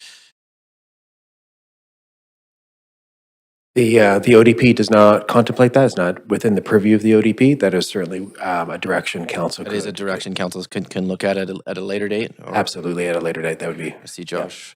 Actually, yeah, just reflecting on your questions now, and maybe some of the critique we've heard publicly about it. I think we have exercised a shift in how we do area planning and how we think about public consultation. I think if I were to offer maybe a critique about sometimes how we've done public consultation in the past is, while it had the veneer of a lot of participatory engagement, it definitely did privilege the powerful, the incumbent voices, was very not as good at reaching people, marginalized people, people that we're trying to represent who we want to live there, that not only live there today. So while we want to do deep engagement as part of our area plan process, it won't look and feel like it did a generation ago. I think we know more about how to do public processes around these things. I think the other thing we're trying to do as well is scale our engagement to move the needle on housing, for instance. So instead of, a good example of area planning is doing it by the place type, doing villages, doing more of the city all at once, doing 17 areas of the city all at once that have like and similar characteristics. Certainly understanding how we can lift out and highlight what the unique characteristics of those places are, but rather than sequentially kind of grinding away for 4 or 5 years on an individual neighborhood and doing 17 areas over 17 years, we're trying to do it in a way that can help us achieve our housing goals a little bit more easily. So that's taken some different approaches to engagement, but that's also paired with what I would suggest is a more equitable approach to public participation. Very, very interesting. Thank you. And maybe this might be a leading question, but in terms of the public hearing and kind of building off of what you're saying there, in terms we as counselors are kind of I don't speak for everyone, but we're kind of inundated all the time, and we're spending a lot of times in these public hearings. We don't have a lot of time. Theoretically, would this sort of free us up a little bit more to have a bit more sort of engagement on neighborhood consultation, for example? I do believe that's the intent of the legislation, is to recognize that there is, significant engagement that happens in other ways. And so when something is, there's been significant engagements that's fed into the ODP and what's been presented today. So when an application comes forward and is considered consistent with that. Sorry, we're at time. Councillor Kirby-Young? Yeah, thanks, Mayor. Can we just go back to the park piece, and just for clarity there, in terms of what's protected is protected, and as we protect more, we update the ODP? Quick summary. I apologize. I'm really having trouble hearing you over the... Sorry, is that any better? Potentially, if it's slower, maybe. Okay, it's right in front of me. Parkland, I just want to confirm that what is protected park space is protected in this, and as council designates more park space, that will be reflected in the ODP. Is that correct? If council so chooses to add further land as parkland and designate it parkland, then yes, that's correct. But what is park space now is protected in this interim ODP. I'm looking for a clear response on that. Is that correct? Park space is protected as park space, correct, in the ODP. Okay, with respect, I was surprised and a little disappointed to hear this terminology, which, and I don't know if I've missed it previously, but which was new to me, around this interim ODP versus a comprehensive one. We've heard, this is my second term on council, and we've heard for years, we're going to do a Vancouver plan process, we're going to have an ODP. No, the ODP would take longer. We're 8 years in now, and now it's an interim piece. Can you walk us through why it's interim? What will be different, again, in very simple terms, between this and the comprehensive? Is this a technical term from the province? Is this a reflection of what work we have time to do to complete to meet the provincial guideline? Are we going to be spending a lot of our planning time for the next 4 years working on going towards the comprehensive version? I know there's a lot of other housing and other priorities that council has. So can you get into that a little bit? Sure. Thank you for the question. This is interim. Again, you are right. It's a terminology used by the province through the legislative changes, and all it does is reflect that this is a comprehensive plan and that it touches on a number of different topic areas. It's citywide. But it doesn't include the existing ODPs that the city already had, recognizing there is more work. Those are complex to sort of unwind and understand how they need to best be integrated or not into an ODP. So at a high level, whether it's the rental housing stock ODP and, the goals and aspirations of that have been integrated in some way, shape, and form in this ODP, but not necessarily all of the details. So that work does need to happen, but, Jericho lands and East Fraser lands, the land uses that are articulated in those have been reflected in this ODP. So yes, in some way, shape, or form, they are reflected in this ODP, but in terms of those ODPs, they cannot exist anymore. And so we need to figure out how to integrate them in an appropriate way, and that's what will take us to 2030, and that's what we're calling a comprehensive ODP. Doesn't mean this one doesn't touch on all of the sort of necessary components of an ODP, but that legislation, the only difference is that those things have to be integrated. But in terms of what must, be considered in an ODP, that's laid out in the Vancouver Charter by the province, and that won't change from then from now to 2030. So I appreciate a comprehensive answer, but for clarity for time then, and I want to be really clear on this because this is a very different understanding than I had previously on all the briefings. Are you saying then that we will have two disparate processes? If something is a Fraserland ODP, it goes through a different process than in this interim ODP because it's not incorporated, or it follows the ODP threshold and processes? Because I feel like I'm not getting clarity on that. We won't be creating any more additional ODPs after this one. We will be integrating existing ODPs into this one. I know, but now, if council adopts this at a moment in time, if somebody brings along a project and it falls in within an existing ODP, like a Fraserlands one that has not yet been integrated, is that a different process? Thanks for the question, Templar, responding. So effectively, we'd have to look at both ODPs. The process is still the same, but the compliance of a rezoning application would still have to be weighed against both, for example, the EFL ODP and the citywide ODP. But the process is the same as to whether it goes to a council, if it's compliant, as to whether it goes to a council meeting or a public hearing? It would need to check the box on both ODPs. So it'd have to be compliant with both ODPs and 50% residential to be prohibited from having a public hearing in that example. So we're still a way away from actually getting to a cleaner, streamlined process. This is not the sort of as robust as perhaps council might have expected early on. Like we're definitely not there yet then. Is that what I'm hearing? I might get the percentage not quite right, but the area of the city is captured by area-specific ODPs is only about 11%. Sorry, can I move for third round before I run out of time? Because I'm getting... Second. I just really want to get... All in favor? Thank you. All opposed? Great. Sorry about that. Councillor Sorry to jump Maloney. Sir, you're at time, Councillor. Councillor Maloney? I was just going to give my rest of my time for Councillor Kirby-Young to get the answer to her question. Councillor Kirby-Young? Thank you so much to everybody. So I want to be really clear on this point then, because I feel like we've been driving to a different place than I understood, and I've been paying attention to a lot of these briefings. So can I be very clear then? Is it the same process? If it meets both ODPs, it can go to a council meeting versus a public hearing? That's what I get that answered. I didn't mean to jump over you. I just really need to get that third round in. No problem. In a hypothetical scenario where we received a rezoning application that was predominantly residential, if it was consistent with the EFL ODP in that example, as well as the Vancouver Plan ODP, a public hearing would be prohibited. If it was inconsistent with one of them, it would trigger an ODP amendment, triggering a public hearing. Okay. And that is only going to be the case until 2030 when we have to roll in those ODPs into the area-specific one. And just to clarify as well, as Lil mentioned, right now the Vancouver Plan ODP captures the highest and best use of those ODPs. So one would think hypothetically that if it's consistent with the one, that should be consistent with the other right now. Okay, so hopefully we're not living in two very messy parallel tracks for 4 years? We're not expecting to in that case. They're very few in terms of those rezoning applications that we consider. As I mentioned before, it's only a small percentage of the city that has both, that might have overlapping ODPs in them at the moment. Okay. A couple more questions, quick, and I'll try to be quick.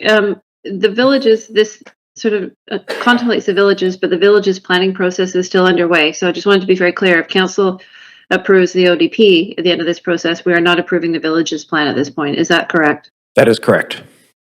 Okay. And then my last one is really around this, the notion of what we hear, and I think you reflected it, the importance of community amenities for people and wanting to, how important that is for livability. We're laying out how to accommodate new people coming in the city, what the land use is going to be.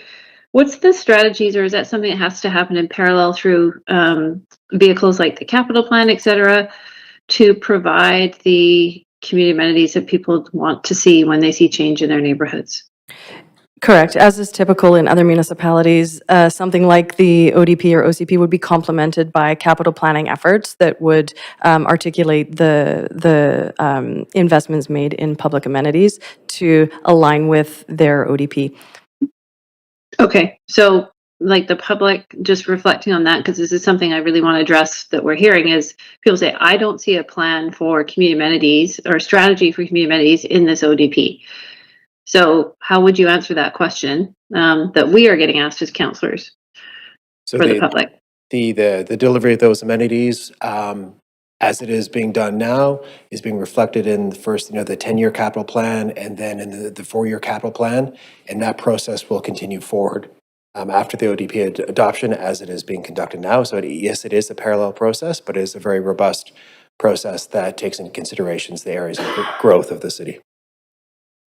Okay, thank you. And then I just, I think in one of my earlier questions, and the last point was a clarification, we ran out of time, and that was that the public can write in on a compliant application that goes to council, but they cannot speak. But that's, you were getting on to saying that that's a requirement of the legislation, but council can set up separate processes around committees. I don't think you had a chance to finish that response.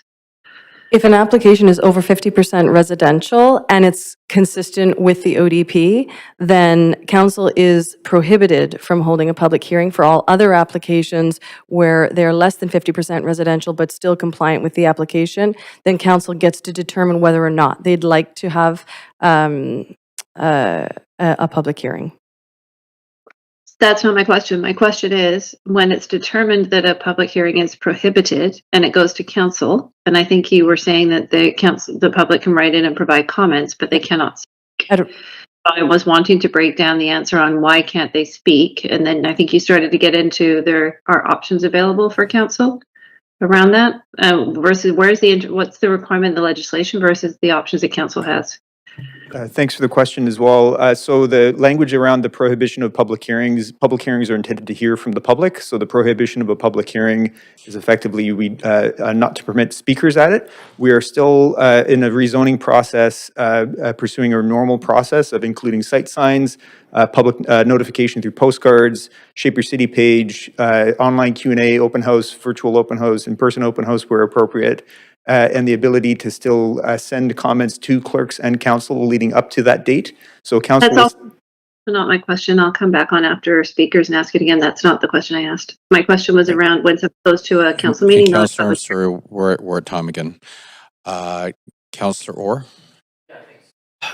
Thanks. Just kind of going off of that discussion around like the sort of 50% for residential. How does that sort of intersect with different sort of land uses? Like basically what I'm getting at is if 50% of the build is coded for residential while the rest is industrial, could the building just then be built with the public hearing? I'm just thinking of how it interacts with industrial pretty much, and maybe also agricultural land reserve. No, we don't have a lot of that, but.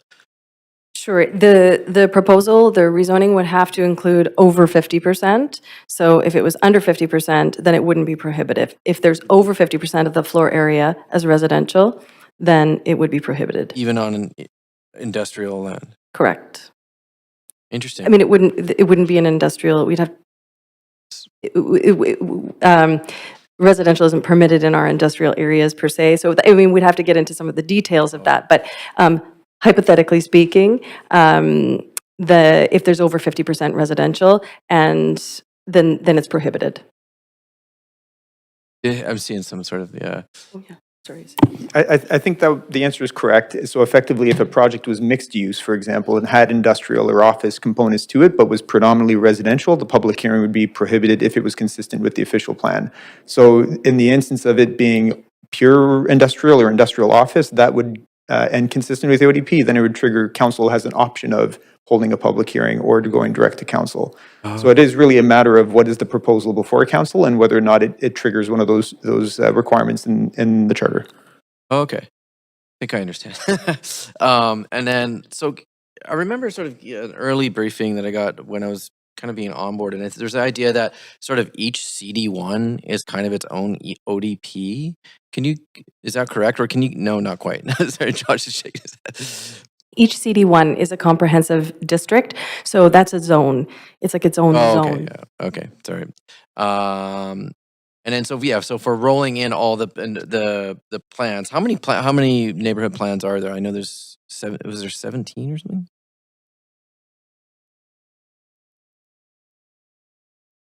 We will get back to you in closing comments on that. Our Okay, apologies. cool, thanks. Yeah, that's all my questions. Councillor Klassen. Sorry, just a few more real quick questions here. I'm just, again, going through some of the correspondence here, but I'm trying to get, because these are the themes that keep arising here. So citizens are still able to be involved in the planning and development of neighborhoods, correct? Correct. With the adoption of the ODP. The control of the level of development, i.e. the increased number of high-rise developments, is not necessarily a corresponding outcome of approving the ODP, and those things would be managed as they typically are today, right? Correct. Okay. And does the adopting the ODP help us still to retain some of the existing affordable rental housing in the city? Yes, it does. Okay. And does this allow us to retain the things that we like about Vancouver versus a kind of a dystopian picture of some other very high dense place that people like to reference in these messages? Yes, it does, because again, the ODP does not change zoning. So those decisions will still come to council. Okay, thank you very much. Thank you. Okay. This is the second call for speakers. If there are any speakers for this item who wish to speak to council, please call toll free at 1-833-353-8610, followed by participant code 106-1445 # before the close of the speakers list. The phone number will be posted on X and displayed during the recess. So we're now going to hear from the public. Any speakers in the council chamber, please come forward to the public speaker podium on the left when it's your turn. The podium height can be adjusted using the controls on the right-hand side. Phone-in speakers will be unmuted when it's your turn to speak. Speakers will have up to 5 minutes to make their comments and should limit their comments to the merits of the application being considered. Now, I do want to read one thing out. And it's the procedure bylaw, because I know some people may have a little bit of energy with this, and that's okay. That's to be expected. But I do want to read that the procedure bylaw prohibits council members from the use of words, tone, or gestures that express negative views of individuals or groups. Members of the public are expected to follow the directions of the chair and not engage in improper conduct, such as hateful, defamatory, or discriminatory language. Council members may raise a point of order if language is not respectful, and I may ask the speakers to adjust their remarks accordingly. In addition to that, I do want to state there have been a few regulars here that have, from time to time, used derogatory or hurtful words, and they've been given the benefit of the doubt and warnings. Consider this your warning. If that individual is you and you do cross that line, I will exercise my right immediately to cut your turn off at the podium, and that will be the end of your speech. So with that, our first speaker is speaker number 1, Nathan Davidovitz. Nathan. Thank you, Mr. Mayor and Council. Well, after about 17 years, the city of Vancouver finally got an experienced city manager. The previous manager did not have any previous experience in municipal governments in BC. At one time, Vancouver had the best city managers and staff in BC. Fritz Bauer served as city manager from 1977 to 1990, and in my opinion, he was the best. The new city manager, who is absent tonight, I presume, he knows all the questions that you ask, he could have answered if he was here instead of the staff. Because pretty much none of these staff worked at any municipalities, but that new city manager that Nathan, Nathan. Point of order. it's Okay, okay, don't worry about it. No, The no. city manager knows all the answer. Nathan, He worked Nathan, at Nathan, least 3 Nathan, we're going to cut the mic off. So we just cut the mic off there. Nathan, no. So, i- Nathan, we appreciate the passion. Okay. And I want you to be respectful in the language you use, the comments that you make about the people that choose to be here and work here and give their lives to this place. And so, Nathan, can you stop referring to our people, please? Okay, so Nathan, this is the last time I'm going to ask you.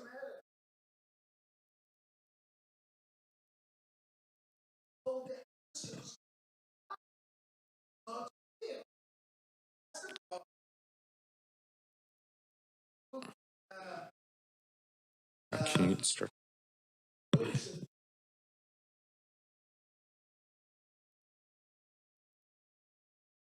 I support the neighborhoods and by UBC Professor Patrick Condon. While the BC government deadline is June 30th, there could be an extension. There's been many deadlines on many acts of the provincial government that they changed the dates. So, and I've posted some comments on the city website comparing Vancouver ODP to OCPs in Victoria, Kelowna, and Surrey. Just look at the little information provided on sustainable transportation, only about 4 pages. City staff just copied the bad, unambitious Transport 2050 report from TransLink.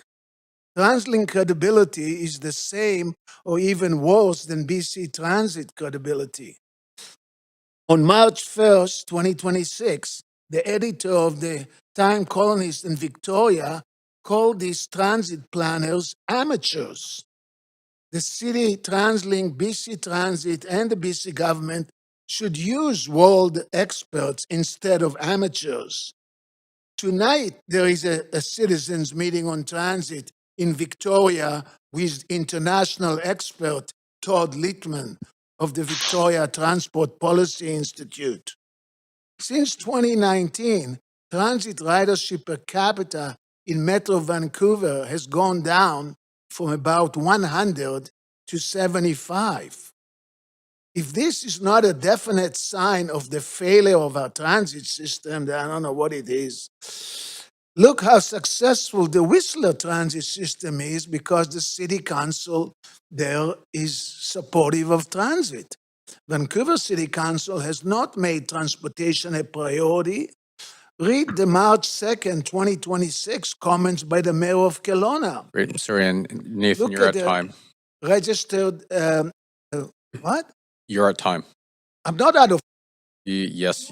Disturb me while I was talking. Nathan, I was, Nathan. No, Nathan, you don't. Yeah, that's been 5 minutes now. So, yeah.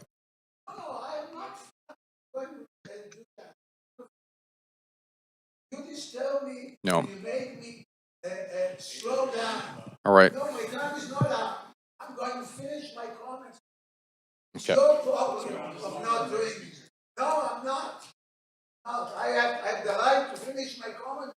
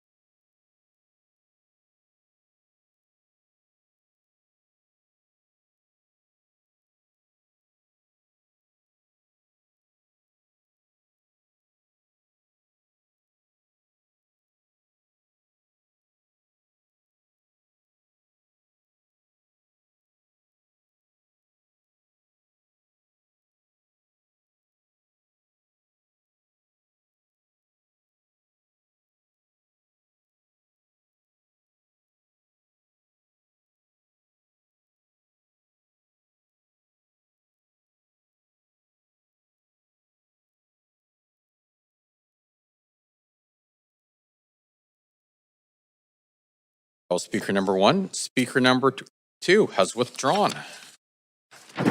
Speaker number 3, speaker number 3, Laura Carey. Hello. All right, please go ahead. Thank you. Hello, Mayor Sim and councilors. My name is Laura Carey. I'm the Executive Director of Vancouver Heritage Foundation, one of your civic agencies. I am a Vancouver resident. I am opposed to the current draft of the ODP.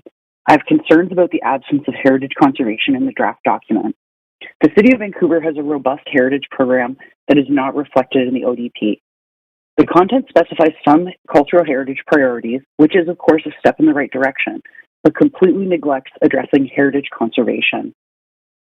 The sole mention of the term heritage conservation in the entire document occurs on page 156 in reference to Direction 8.3 in Heritage Stewardship Policy 8.3.5, which is to encourage heritage conservation, including through adaptive reuse of historic buildings and accommodating arts, cultural, and community-serving uses whenever possible.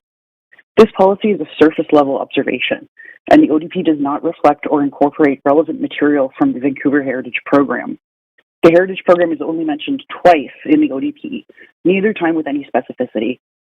Heritage conservation is not a sentimental exercise. It's practical for environmental and economic reasons. The heritage adage that the greenest building is the one that is already built are words that should carry weight in the context of Vancouver's green goals. Heritage conservation is urgent. Once it is gone, the loss cannot be reversed. The heritage that makes up Vancouver's unique identity as a city is fragile and needs to be protected from rapid change. If heritage conservation remains a priority for the City of Vancouver, why is it not addressed in the ODP? If heritage conservation policies are not codified in the document, the message is that heritage conservation does not matter in the next 30 years of land use planning. With all due respect to the staff for all the work they've put into the document, I urge Council not to pass the draft ODP as is and return it to the Heritage Planning Department for further input, with the goal of integrating existing heritage conservation policies from the Heritage Program into the ODP. Thank you, Mayor Sim and councilors, for your time. Thank you for calling in. Okay, our next speaker is number 4, Stanley Lee. Stanley, you there? Yep, can you hear me? Yeah, go right ahead. Thank you. Good evening, Mayor and Council. I still live in Vancouver right now, and I don't support the current ODP I don't support the ODP in its current form. While I understand the sense of urgency given the deadlines imposed by the province, I still don't think this plan is ready for prime time.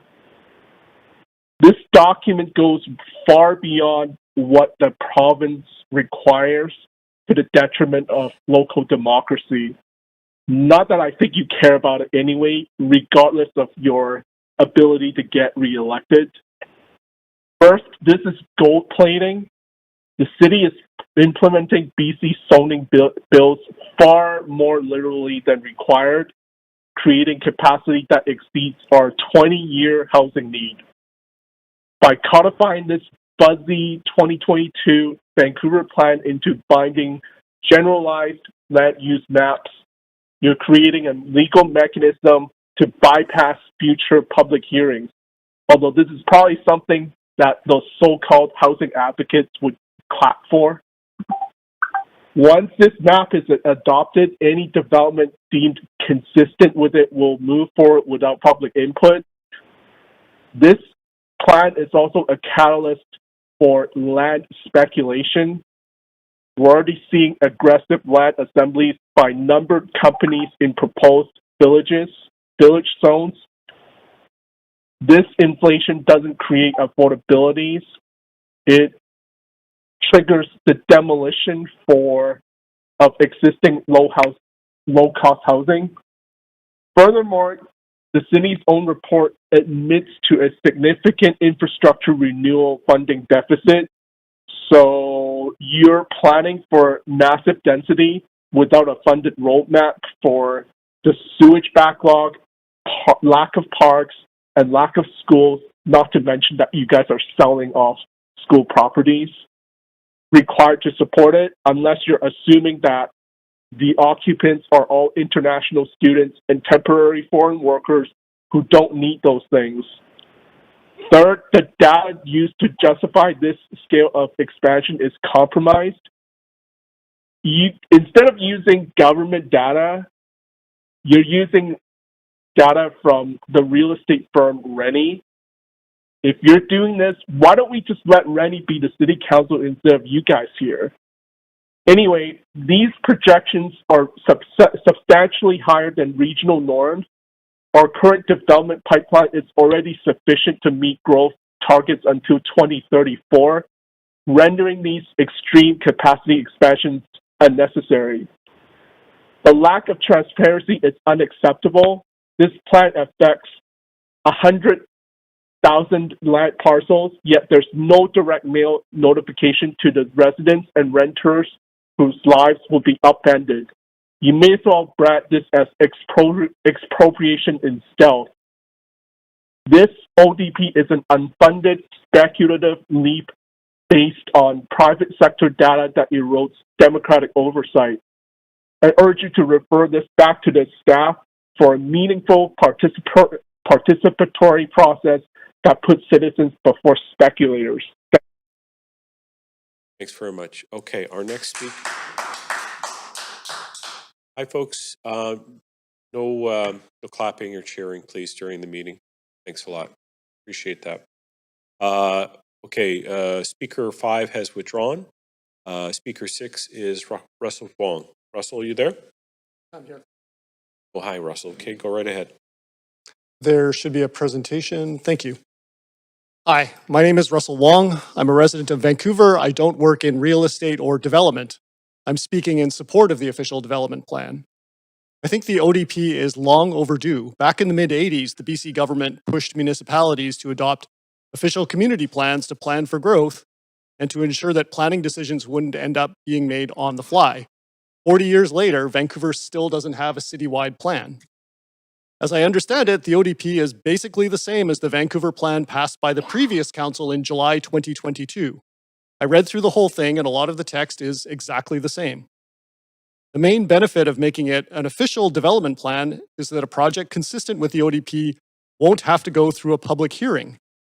Almost every public hearing turns into a kind of miniature political battle over how much housing to build. I think it makes much more sense to do this as a citywide policy, rather than having the same battle over and over again over every individual project. Next slide, please. I understand that there's an open letter from 30 housing experts, mostly retired planners, saying that Vancouver doesn't need that much additional housing. I find this very puzzling because there's lots of people who want to live and work here. People move where the jobs are. And Vancouver's a nice place to live with mild weather, so lots of people also want to retire here.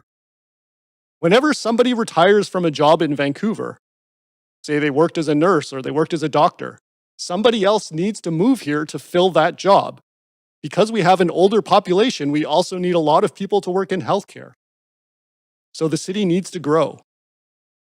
Land in Metro Vancouver is limited because of the ocean and the mountains. So to add housing, we need to build up. And land in Vancouver is also extremely underused, as you can see from the picture. Most of the land in the city of Vancouver is currently reserved for low-density housing. Next slide, please. This is a 3D zoning map by Robert White. It includes renderings for rezoning applications. It doesn't appear to be completely comprehensive, but it does show that most of the rezoning applications underway are limited to a very small part of the city. Next slide, please. An alternative to only building high-rises in a relatively small area would be to allow 4 to 6 story buildings everywhere. There was a poll of Vancouverites in December, and that was the most popular option. In Montreal, for example, you see a lot of 3 and 4 story apartment buildings on a single lot, with one family-sized flat per floor. This policy would have a lot of advantages compared to the ODP, which still restricts a lot of the residential land to no more than 1.0 FSR. But at this point, that would require a significant change to the ODP. At this point, I think it would be reasonable to pass the ODP more or less as is, and to leave anything beyond that to the next council. Thank you. Thanks. Okay. Speaker 7 is on the phone. Commissioner Brendan Baskiovansky.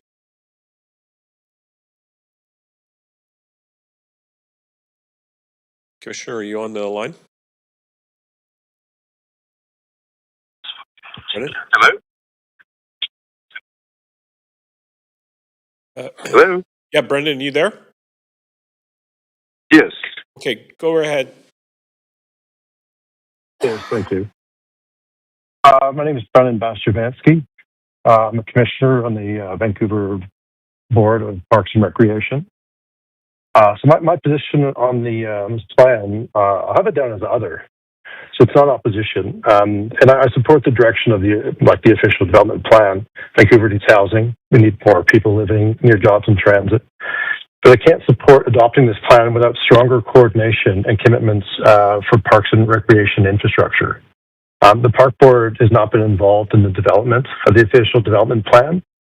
And so this plan locks in growth for decades, but it does not lock in the parks and recreation infrastructure required to support that growth. Community centers, sports fields, and pools are not optional amenities. They're core civic infrastructure. Growth planning and recreation planning must move together. In the 1964 Vancouver Natural History Society talk, the point was made simply. Wherever there is an increase in population, parks should be established as they are the lungs of the city. That observation still holds today.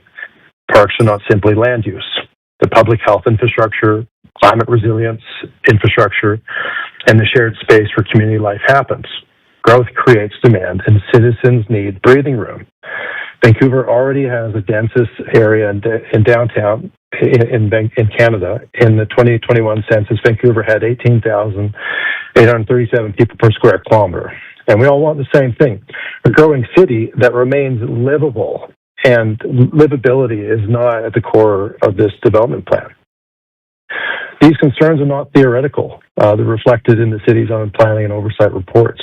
The city's Auditor General recently reviewed how Vancouver manages recreation facilities and found that the city and Park Board do not currently have a comprehensive capital asset management framework for recreation infrastructure. The audit also found that service level targets and performance indicators for recreation facilities are not consistently defined or reported. In other words, we do not yet have a clear system that ties population growth, infrastructure capacity, and long-term capital planning together. And that gap matters because when population increases but facilities stay fixed, access shrinks. That is not a theory. People already feel the shortage. On registration day, recreation programs can fill in minutes. Parents are left wondering whether the kids will get a spot because capacity is already maxed out. The recreation system is already operating at or near capacity in many neighborhoods. And Vancouver has used measurable standards before. Van Play identified 1.1 hectares per 1,000 residents. In the Broadway plan, there's only a third of a hectare of park space per 1,000 residents. You know, they need 13 more hectares of new parkland to satisfy that in the Broadway plan. And even Van Play, they identify ways that you can measure 105 hours of use for a lit sports turf field. And within the community center strategy, there should be 1.2 square feet of community center space per resident citywide. And as that density grows, that per person space shrinks unless council expands it and funds it. Equity in recreation is not abstract. It's whether a child can access swim lessons, whether youth teams can book field time, and whether community programs remain accessible. And recreation is where kids build confidence, seniors maintain independence, and neighbors meet each other. And people can live with change. What they can't live with is being asked to believe this is all going to get better while programs fill up faster and fields stay overbooked. So before adopting this plan, I asked Council to strengthen it in 3 ways. First, implement the Auditor General's recommendation to establish a comprehensive asset management framework for recreation facilities. That'll tie long-term planning for parks and rec infrastructure and the population growth. Publish an annual public scorecard so residents can track whether parks and recreation capacity is keeping pace with that growth. And report clear capacity measures, including park space and community center space per resident. livability should be measured with the same clarity that we measure density. And if we can't measure it, we can't manage it. If we can't manage it, we can't ensure that Parks and Recreation keep pace with the growth envisioned in this official development plan. So I'm asking council to include Park Board in this and lock in the needs of Parks and Rec with the people. Don't just build. Thank you. Thanks very much. Our next speaker is Peter Dowdy. Hello. Hey, Peter. My name is Peter Dowdy. Hi. My name is Peter Dowdy. I'm a resident of Vancouver and a member of the Vancouver Area Neighbours Association. I'm calling in to support this proposal. A few decades ago, the city downzoned most of its land, and since then, our zoning system has only gotten Byzantine and complex. There are now hundreds of different zones, and what's really going on is really a distortion of what zoning was intended to accomplish. It's what CMHC economist Jens van Bergman calls fiscal zoning, artificially restricting the zoning of most of the city so that giving that zoning back can serve as a source of revenue. And revenue includes non-cash policies like public realm improvements or inclusionary zoning. Vancouver, as a result of these changes, stopped building much housing for a very long time. These kinds of discretionary measures are basically taxes. They raise the cost of building, and that means that rents need to get higher in order to make it possible to build. Eventually, late in the Gregor Robertson mayoralty, rents reached a level so extreme that they could overcome this enormous bureaucratic firewall that we built up over the decades. We started building again, and rents have started falling. Someone recently said that all of these extractions, all of these conditions, all of these concessions are ultimately paid for by renters. And that's true. Affordability is the currency that we spend to buy all of this discretionary power that we have over our housing market. So renters pay for it. Some of it is warranted. Renters are paying for sprinklers. Sprinklers save lives. But taking 5 years of approvals in order to build a mixed-use low-rise apartment does not save lives. Is it really worth it? This is one small step towards fixing that, towards moving towards a land use regime that's based on rules. It's not enough. So much of the land in this plan is still subject to this artificially restrictive fiscal zoning that is causing our neighborhoods to wither and shooting our rents up through the roof. But if we can do this, if we can then commit to land use reform on the back of this plan, maybe eventually we can create a system of land use that is based on rules and not on deals. Thank you. Thanks very much. Okay. Our next speaker is Ki Jiang.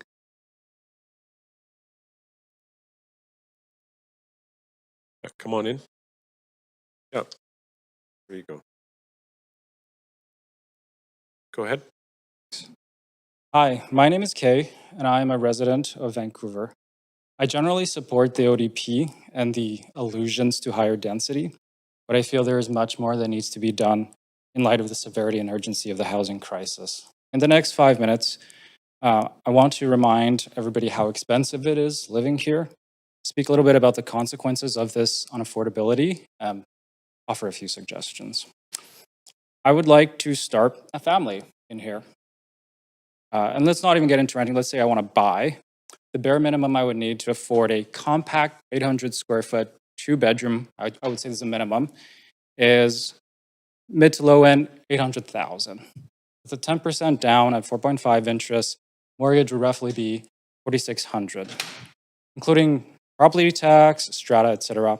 Combined shelter is 5,600 roughly. To be able to afford this at the age-old rule of 30% of take-home income, I would need a combined household income of 220,000. Now, if that home was built in the last few years, the developer may have paid 100,000 or more per unit just for the right to obtain the right to build that condo. Now, we know that developers are not paying these fees out of the goodness of their heart. they pass on these costs to the buyer. If the market does not have the appetite to bear the cost, the developer will simply not build the project, as we have seen with the construction slowdowns recently. In those cases where the buyers have borne $100,000 per unit, that is equivalent to more than 10 years worth of property tax of a $2 million home. Now, I know this fee varies, but I also know that this $100,000 per unit levy is not out of the ordinary and not at the highest end of the spectrum.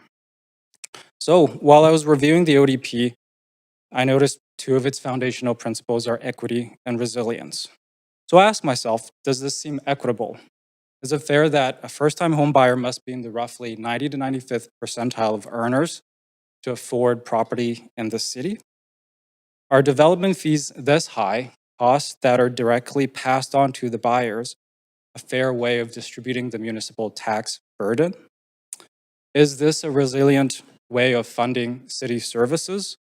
As we have seen with new construction pools, the city appears to be running ever higher budget deficits.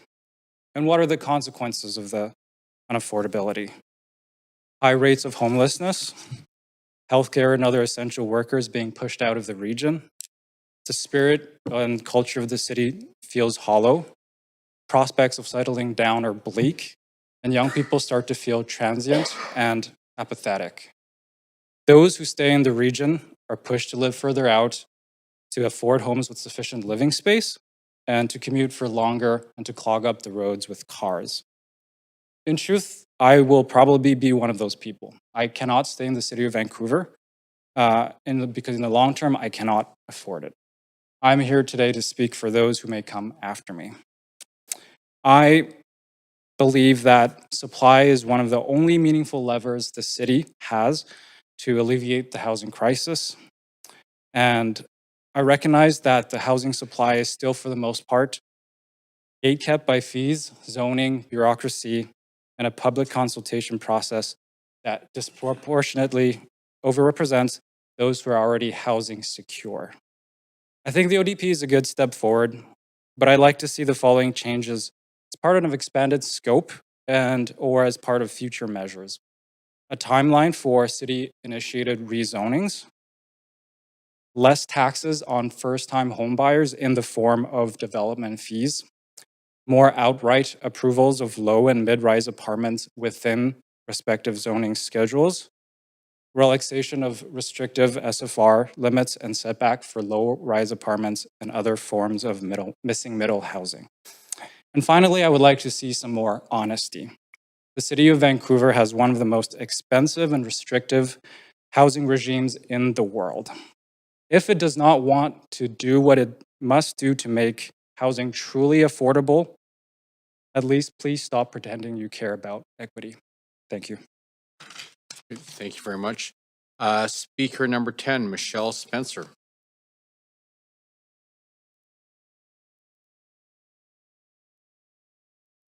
Good evening, Mayor and Council.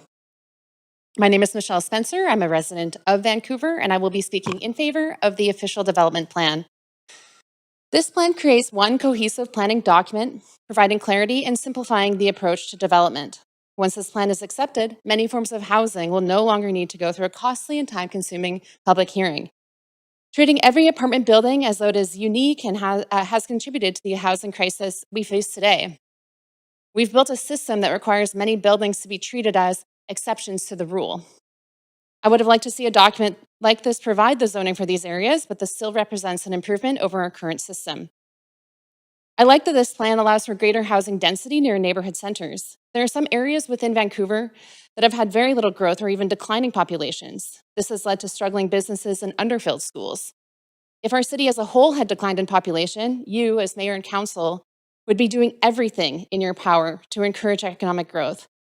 You should be doing the same for these shrinking neighborhoods. Housing is not a punishment, it is an opportunity.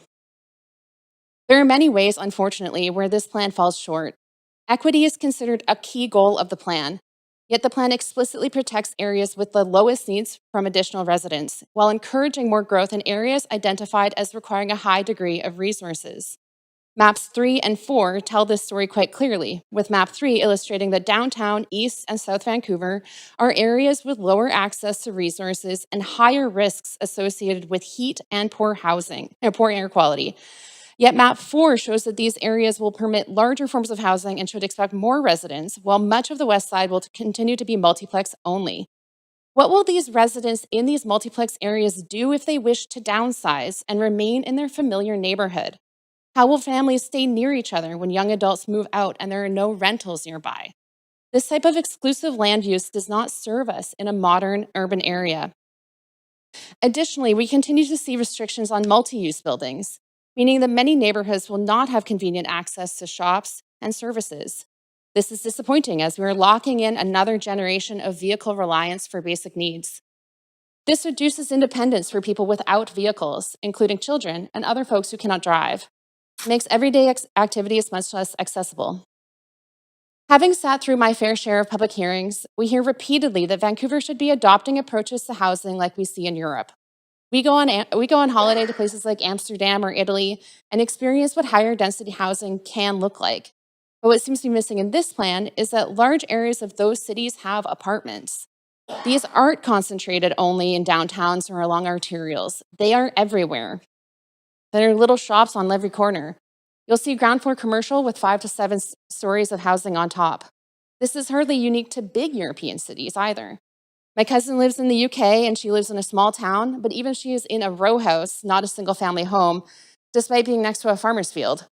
In fact, this approach is mentioned twice in the small number of example comments that were included in the feedback section of this report, demonstrating that there is support for broader densification across the city.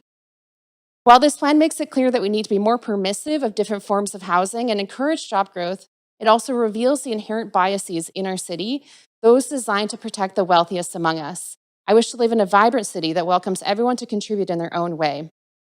So after spending most of my comments on how this ODP falls short, why do I request that the council approves it? It's simple. Having an ODP, even with its limitations, is better than not having one. You need to ask yourself if this is the best, you do not need to ask yourself if this is the best possible ODP for Vancouver. You only need to ask yourself if it's better than the status quo, and I believe it is.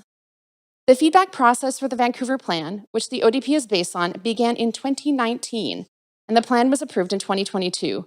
Further engagement and consultation on the ODP was done in 2024 and 2025. We've been discussing some version of this plan for several years, with dozens of workshops and open houses, and thousands of responses to surveys. I think we've consulted enough. Let's adopt this ODP. Thank you. Thank you very much, Michelle. Speaker number 11, Tom Digby.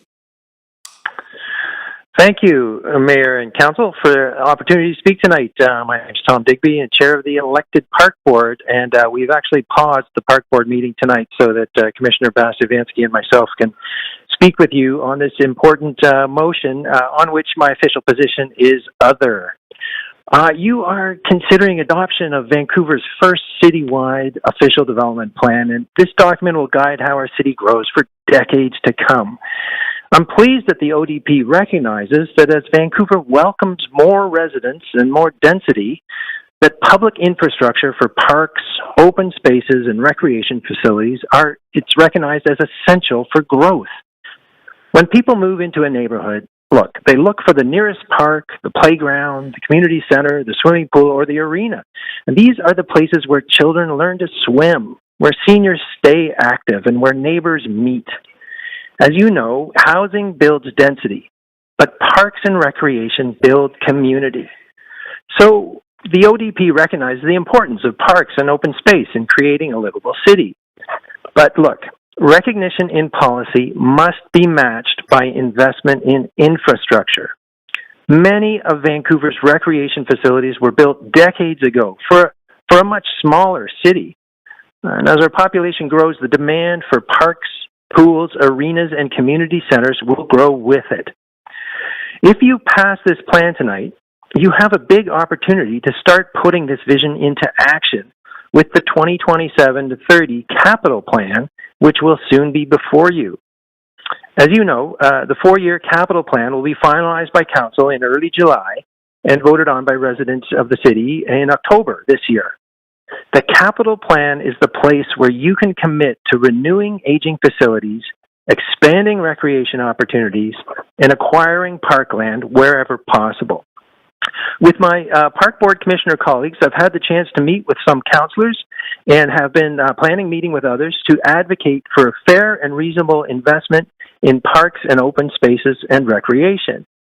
A plan that balances the opportunities with our capacity to pay for it. And the dollar figure we're asking for is $773 million over the 4-year capital plan. You will see that shortly if you haven't seen it already. And so my hope tonight is simple. If Council adopts this plan to guide Vancouver's growth, you will remain equally committed to investing in the parks, open spaces, and recreation facilities that make that growth work for the people who live here. A growing city only succeeds if the public spaces grow with it. Thank you, and good luck in your decision tonight. Thanks. Speaker number 12, Grace Nombrado. Grace here?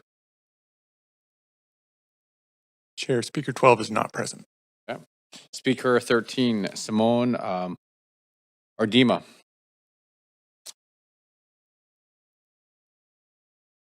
Hi, my name is Simone Ardima, and I'm opposed to this plan. The ideology, scope, and aspirations of this ODP are not unique to Vancouver. It is showing up in municipalities, cities across Canada and the world, which leads me to believe that that is not a unique document created specifically for we the people of Vancouver. This is not a gentle densification to be implemented at a balanced, livable pace. It is an aggressive intensification plan that will keep Vancouver in a state of construction chaos for years to come. This ambitious ODP will cost a lot of money and comes with no guarantee of affordable housing. This ODP is full of plans to develop all kinds of different density upzoned housing options that we are left to assume will automatically be affordable just because we increase supply. Is this true? I once heard Sean Orr say that if that was true, downtown should be a really affordable place. Patrick Condon, author of Broken City, points out that Vancouver has been leading North America in increasing housing and supply since 1960, but it has never become affordable because it has become more dense and the land has become more inflated. So no matter what we put on, has no guarantee it will be affordable. I don't see any clear plans in how to address our land inflation bubble. I found 21 words in a 200-page document that vaguely address how we are going to create affordability outside of adding supply. Citizens informed the city in the state and stated in the key findings summary that infrastructure should keep pace with growth. But this plan doesn't guarantee that either. Page 190, as the ODP is implemented over time, infrastructure investment in utilities, transit, parks, and other community services will be considered. Paragraph 3 of the letter to City Council, January 2026. The city has identified a significant and growing infrastructure renewal funding deficit and funding challenges associated with expanding infrastructure and amenities to support the growth given its limited financial capacity. The city will need to rationalize services. The plan wants to have complete neighborhoods, but it can't afford to bring new growth and infrastructure at the pace as identified by what we the people had required. This ODP states it is designed for a growing economy and a growing population, but we are neither of those right now. And when will this change is highly uncertain. Recent Stats Canada information says that the first time in 75 years, our birth rate and population growth is going down. And in the population projection models done by Rennie, in the general findings, it's concluding that the increased economic and consumer, there is increased economic and consumer uncertainty over the future levels of immigration, uncertainty over the number of homes in the city's pipeline that will move through to completion due to market uncertainty. Given global levels of uncertainty, Rennie states it is important to step back and restate the objectives of the forward-thinking works. The developers have heeded this and taken a step back, parking their already approved projects till a more favorable, less risky economic environment returns. This ODP is unaffordable in this economic environment. The Vancouver Charter Fiscal Policy Lucy says that before adopting the ODP, it must have finances in good order. They already stated that they have identified an increasing deficit and they can't guarantee a complete neighborhood. The plan states it is relying on development, capital investment, and senior government to realize this vision. Our province has gone from a 5.7 billion surplus to an 11.6 billion growing deficit. Federal debt is also rising and unsustainable. Economists say we are in a global sovereign debt crisis for years of overspending. I'm not convinced that the senior government will be able to assist us in the required needs to make this a reality. The uncertainty of Aboriginal rights has brought to BC and the Lower Mainland makes doing business and be risky and owning property here as long. Simone, I'm sorry. I'm so sorry I didn't get through it all. My first time, hopefully not my last time. Well, Thank you very did much. you did a great job. So thank you. Speaker number 14, Pamela Fitzpatrick.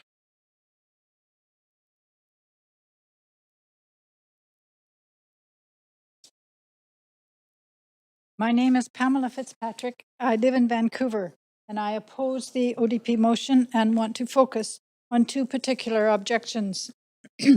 My first objection to the ODP relates to school planning and provision of adequate school facilities. Vancouver is entering a decade of accelerated residential growth. Already, almost all schools in Vancouver, especially in the downtown and Broadway areas, are either full or significantly overfull, currently operating between 90% and 171% capacity. So regarding the provincially predicted 1,128 new students moving into this area, where will they attend school in this stretched, strained, and structurally short school system? As I understand it, the ODP includes no school planning concurrent with development. This puts the education of children in Vancouver at great risk.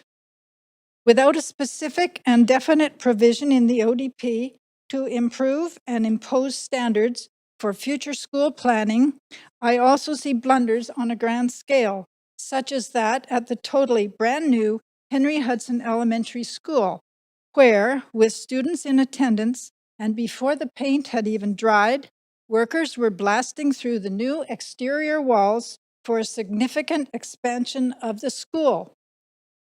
To use some words from Melanie Chang, chair of the Vancouver District Parent Advisory Council, when families cannot secure stable access to nearby school, migration patterns shift. Downtown demographic data already show significant losses in early childhood cohorts.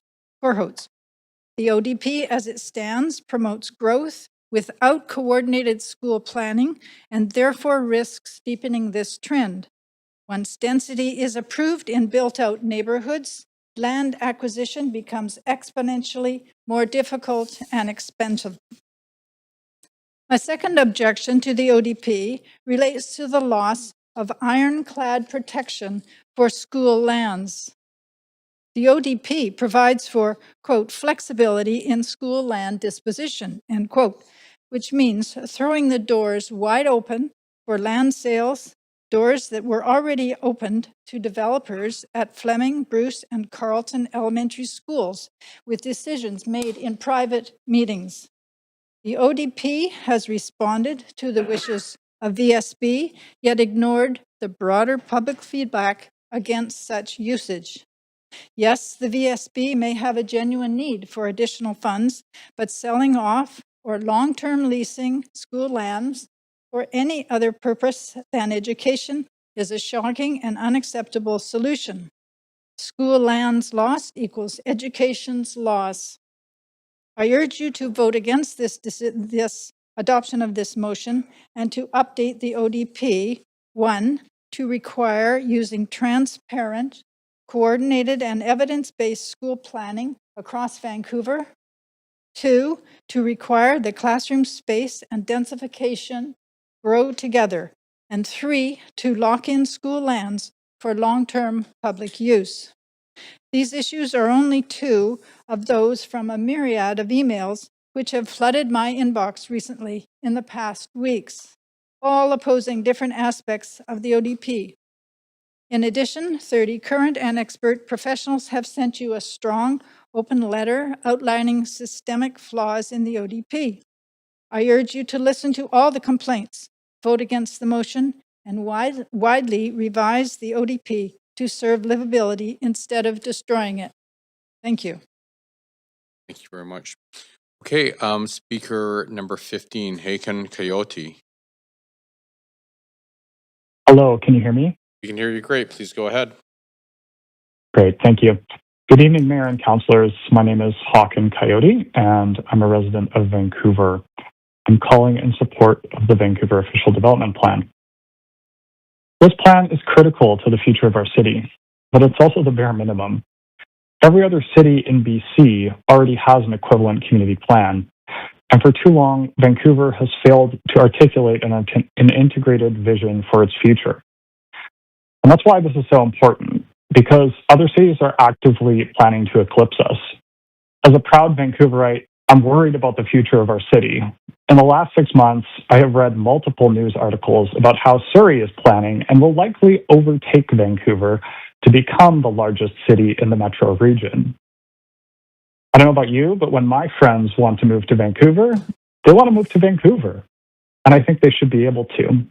They don't necessarily want to have to move to Surrey. We need to build more homes in Vancouver so that people are not driving to work from the suburbs. We need more housing, more businesses, and more investment in Vancouver so that people can move here and build the lives that they want to. I've heard a few people talk tonight about how this plan doesn't include the investment in the community centers, pools, schools, or other amenities that people need in their community. But as a counterpoint, because more people right now are moving to Surrey, Surrey is actually building more schools, more community centers, more arenas than we are in Vancouver. Vancouver is currently only building the Marpole Community Center in South Vancouver, when other municipalities have multiple community center projects ongoing, including a very large investment in pools and community centers that's happening in North Vancouver right now. And so we've seen things like transit investment flow into other municipalities when, if we were growing faster in Vancouver, that would be coming here. So if there's a criticism of this official development plan, it's that it's not ambitious enough. We need to have a plan that articulates how we're going to grow larger and remain the lead city in the province and the center of our region. Being the center means we should have the most walkable, complete neighborhoods. We should have the best parks and the greatest amenities in our region. Ronald Reagan spoke about America, and he described it as a shining city on the hill. I believe Vancouver is literally a shining city by the sea. People want to move here, and we should let them. We should want people to move to Vancouver, not force them to move elsewhere because it's the only place that they can afford to buy a home or rent. I work 12-hour days, sometimes 14 hours, and I'm lucky because I live in Vancouver. I have coworkers who work a 14-hour day and before and after drive an hour and a half from Chilliwack because that is the only place that they could afford to buy a townhome. So this official development plan isn't perfect. It fails to introduce generalized land uses as envisioned by the Vancouver plan, but it's a start. It creates a foundation that can be built on to create a walkable, complete city that citizens supported in the creation of the Vancouver plan. So if you believe in the future of Vancouver, and I hope you do, I strongly urge you to vote in support of the ODP. Thank you for your time this evening. Thank you. Speaker number 16 has withdrawn. Speaker number 17, Candace O'Connor. Can you hear me? We can hear you great. Please go ahead. Oh, amazing.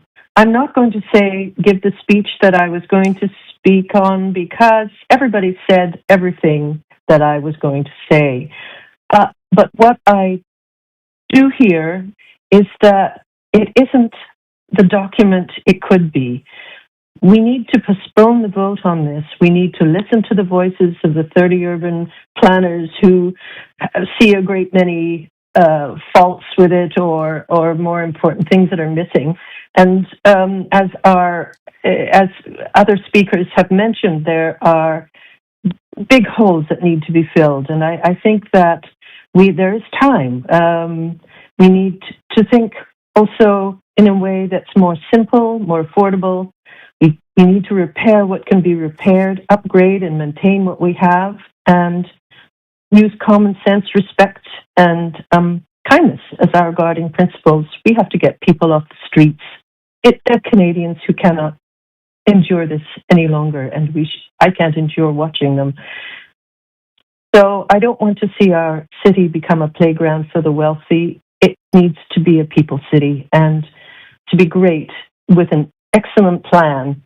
I'm sure that we can solve the problems and make it into the potential that it has in spades.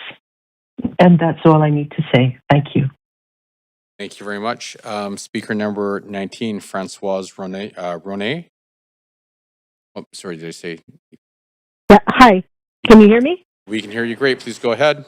Great. Okay. Hi. Thanks. My name is Francoise Ronet. I'm a Vancouver resident, a teacher and parent, and a vice president of the Vancouver Elementary and Adult Educators Society. First off, I want to acknowledge that despite my concerns, there's much in the ODP that I support. As a resident of the southern part of Victoria-Fraserview, I appreciate that my neighborhood was designated an area in high need of resources. Having walkable services and real transit options would make it mine. Right now, transit in the southeast is deeply inadequate. The 100 is packed, the 80 barely runs, and there's no connecting north-south bus service past Victoria Drive. A walkable, transit-connected neighborhood is therefore something I would truly welcome. That being said, I'm here because I'm extremely concerned about the section of the ODP that would allow the Vancouver School Board the flexibility it desires to repurpose or dispose of school lands for non-educational uses. I'm not asking you to scrap the entire plan, just amend this part. Amendments, public lands must remain in public hands. In a city where land is extraordinarily expensive, once we give it up, we will never be able to buy it back. That's why it's imperative that public land be used for public good. And that absolutely includes schools. I noticed that amendments to the ODP explicitly require consultation with school boards and only consideration of consultation with others. This concerns me. The VSB does not have a strong track record when it comes to ensuring that neighborhood schools have space for students. Families across the city already struggle to get into their local schools, and added density will only make this worse. Despite 83,000 new homes projected in Vancouver over the next 10 years, the VSB is predicting declining enrollment. They voted to close Carleton Elementary right in a rapid transit area that will soon see thousands of new residents. Meanwhile, many families are sent far from home because their local schools are full. This does not inspire confidence in the board's ability to predict space needs or to determine which lands might be needed in the future. Another concern that I have is that in the October 2025 ODP draft, housing was explicitly not allowed on existing school sites except for Britannia and King George. But in the January 26 version, this language was changed to allow the VSB to dispose of any school site if they deem it necessary. That is a dramatic shift, and it suggests pressure from VSB management without consultation with teachers, staff, or parents. As a representative of the Vancouver Elementary and Adult Educators Teachers Union, I can tell you that transparency and meaningful consultation at the VSB are ongoing problems. Decisions are often made without full information being shared with all interested parties. Hearing that the VSB wants to use school lands to raise capital raises huge red flags. Education land should not be treated like a revenue-generating asset. Recent financial decisions also give me pause. The proposed 99-year lease of Fleming Elementary's basketball courts to the developer for only $11 million is one example. It's an extraordinarily low return for the public. I doubt any taxpayers would feel like the public was getting a good deal at a rate of $11 million in exchange for 99 years of public land use. Fortunately, the deal collapsed, but the process was opaque. Searching public records, I've also seen that the VSB has already applied for rezoning permits for a number of school sites. There's a rezoning application for a subdivision on the school field at Sacksmith Elementary, for example, 2 apartment towers and 2 townhouse clusters. They have also applied for a subdivision at the field of the recently closed Carleton School. I have no way of knowing whether there are more of these development permits out there since the VSB does not announce it when they apply for them. Furthermore, the VSB's community engagement processes are often described by participants as performative. Reports labeled as final drafts are shown at meetings, only to have major additions appear later without consultation. Without a trustworthy, transparent process, the VSB cannot realistically assess long-term community needs for school land. So I worry that giving the VSB the ability to rezone school grounds for housing development whenever they feel like it will result in a lot of heartache down the road. We already lost crucial public land before, like the Burrard Street site where the Wall Centre now stands. If we still owned that land, we could have relieved overcrowding at Elsie Roy, Crosstown, and Roberts today. Please amend the ODP to ensure that Vancouver's school lands remain dedicated to education and the public good. Once they're gone forever. Make sure that consultation is meaningful with all interested parties and not only school boards alone. Thank you. Great, thank you very much. Speaker number 19, Cameron Thorne.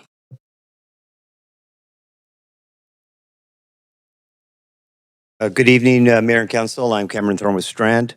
First of all, I'd like to speak in support of the citywide official development plan. It's got a number of benefits. You've heard a lot of them tonight already. I'll just summarize a couple more. What I like about the plan is that it's going to provide a unified, transparent framework. As was referenced before, there's currently a patchwork of existing plans. Some of them are contradictory to one another. So having a single citywide plan is going to provide greater clarity and flexibility and transparency for residents and builders alike in terms of how the city will evolve. The second aspect is the long-term certainty. Certainty in land use policy reduces risks, it reduces speculation and planning delays, allowing us to build housing faster and with greater clarity across multiple neighborhoods. More housing options is another important aspect of this plan. The plan provides opportunities, as you've heard, for more housing options across more neighborhoods rather than simply concentrating the growth in a few corridors. And then finally, the plan aims to coordinate land use with infrastructure. It's not perfect, perhaps, but I think it's going in the right direction where we're creating complete communities rather than piecemeal development. So as a resident and as someone that's actively involved in the development community, I support the objectives and I hope you support the recommendations in the report. I would also like to touch briefly on the concept or on the topic of the ODP. I'd like to just go back and thank Council once again for the unanimous support that you provided for our project at 32360 West 2nd in late January. So pursuant to that approval, we look forward to delivering modern, creative industrial space and more than 200 units of secured rental housing as quickly as possible. The motion that you approved on January 27th required that at a follow-up public hearing, a motion be brought forward to amend the regional context statement ODP bylaw that would change the land use designations for the site from industrial to general urban. And so this is a necessary prerequisite to allow us to enact the CD1 bylaw. So Council, I'm requesting tonight that as part of the ODP public hearing that you bring forward and approve a motion to amend the regional context statement ODP bylaw for this site so that we can move forward with this project and the associated public benefits that you approved on January 27th of this year. Thanks so much. Great, thank you, Cameron. Speaker number 20, Patrick Condon.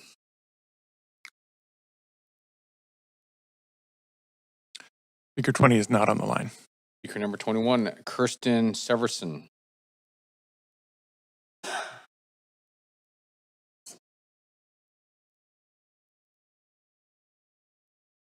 Mayor, councillors.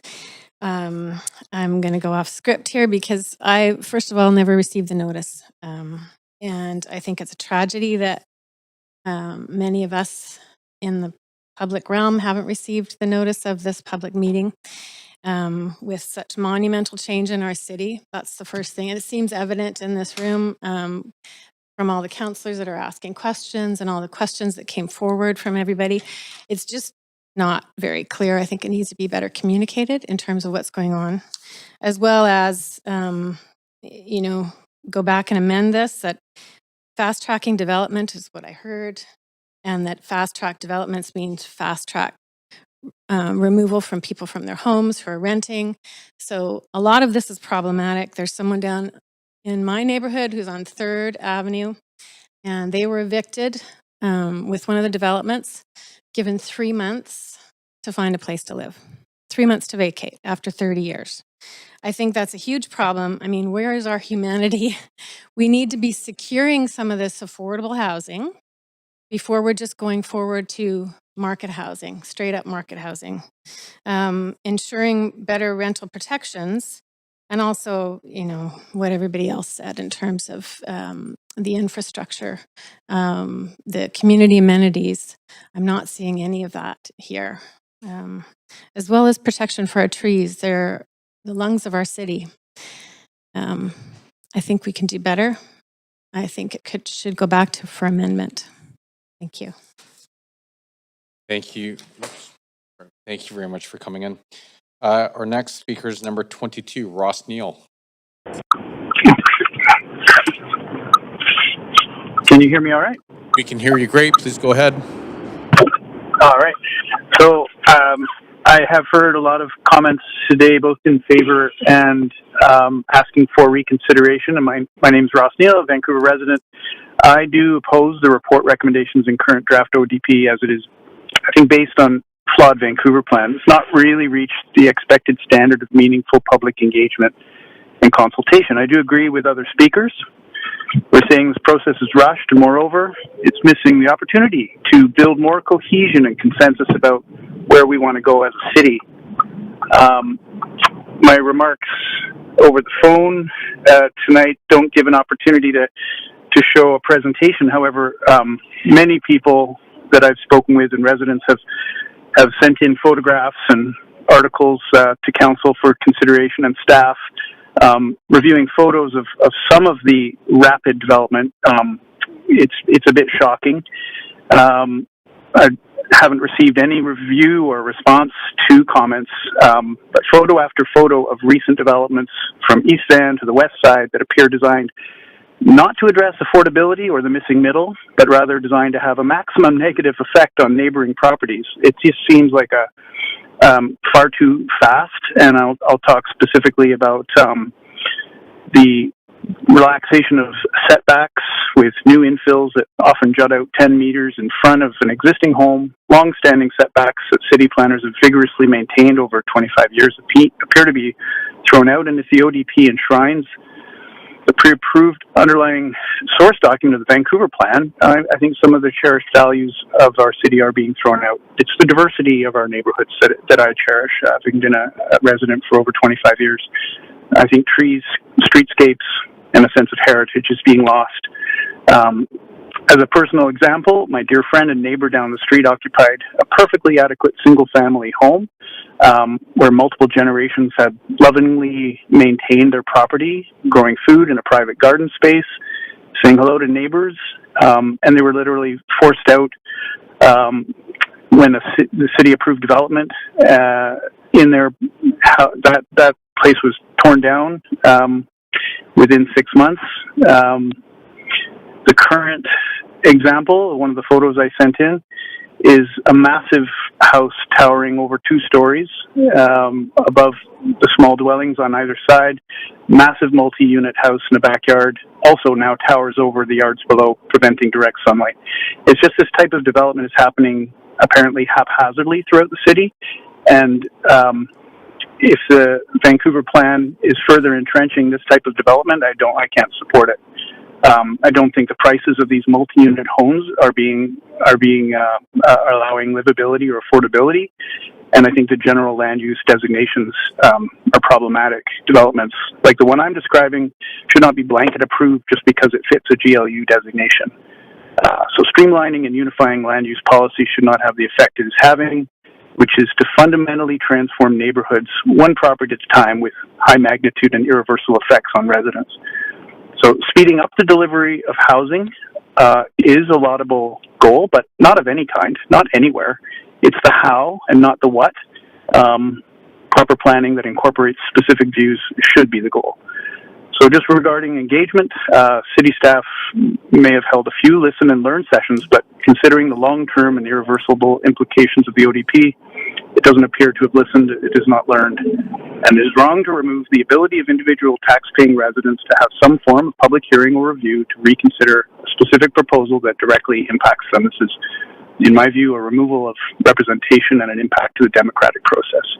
Lastly, I'll just note that the village's plan, I think, is completely flawed and unjustified, as existing mixed commercial use areas such as businesses along Dunbar are suffering and will only suffer more if the village's plan is allowed to proceed. So please listen to the comments from engaged voters on these issues, as they will surely become a ballot box issue come October. Thank you very much for your time. Great, thank you very much. Speaker number 23 is withdrawn. Speaker number 24, Melanie Cheng.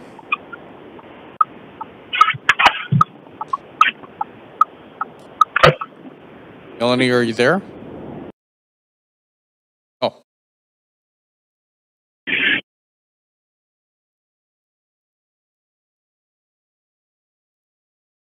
Hi.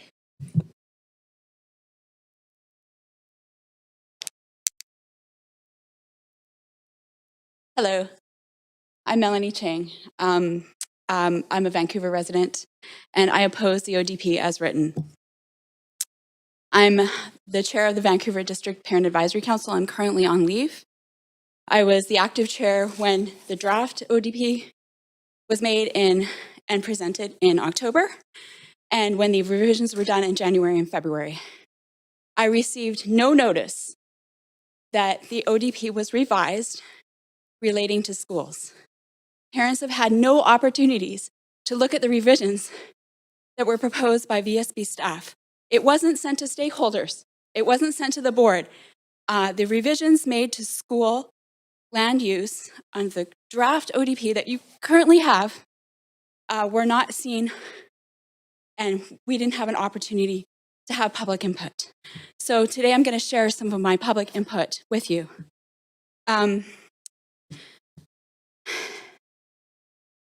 If you look at the draft, page 99, the residential restriction on school sites is no longer in the policy language. If a school district deems it necessary to close an existing school or dispose of any school site or portion thereof, any change of use and or intensification beyond existing zoning will require an ODP amendment. So that change was made without stakeholder agreement. So we've seen how school subdivisions have happened in the last few years. At my school community at Bruce Elementary, where a subdivision was proposed for our soccer field. We've seen condos on Fleming's basketball courts.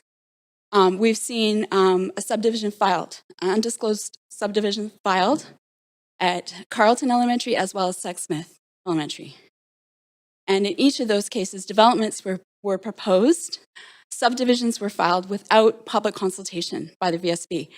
Now, the VSB is a landowner, it's on registered title, but it doesn't have sole control over the disposition of school sites. It's subject to ministerial order. So I would suggest a change to your draft ODP, which would mandate ministerial approval before amendments to institutional land use. So this would ensure that before the VSB spends funds and time and energy going to a public consultation for disposition of land, that they're working together with the province, that the province authorizes or has some say in the disposition of the property. Because what is happening now is the VSB is taking steps behind closed doors, subdivide school sites. We go to public consultation. The public is outraged. And then they get approval from the ministry at the end. What I'm asking for is that a transparent long-range facility plan be prepared, working together with the province for capital planning for school sites, planning for growth for the projected 83,000 new homes that will come and over that according to the 10-year target of City Council. So that is I have two proposals for you. Put on hold the draft ODP to permit trustees and school stakeholders to engage on the VSB staff comments, because public engagement is a requirement of the long-range facility plan. So that's a requirement that the province has for its capital plans. Long-range facilities plans should have public consultation. And in fact, in other districts, they do. And for some reason, we don't have an updated, transparent, long-range facility plan with public consultation in our district that goes alongside this ODP. And also amend the draft ODP as written to specify that on a ministerial approval of a disposition of school land, then the Vancouver School Board can pursue other uses of school land through an ODP amendment process, so that school capital planning is done in coordination with the ministry. Thank you. Great. Thank you very much, Melanie. Speaker number 25, Alan Drinkwater.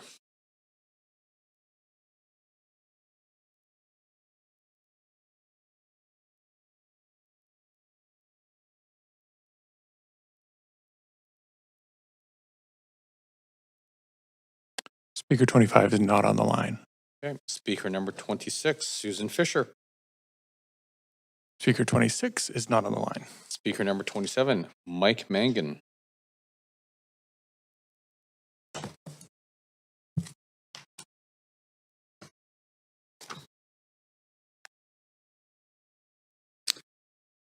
Mr. Mayor, Council, I'm Mike Mangan, a retired real estate lawyer, author of the Condominium Manual, and a former adjunct law professor.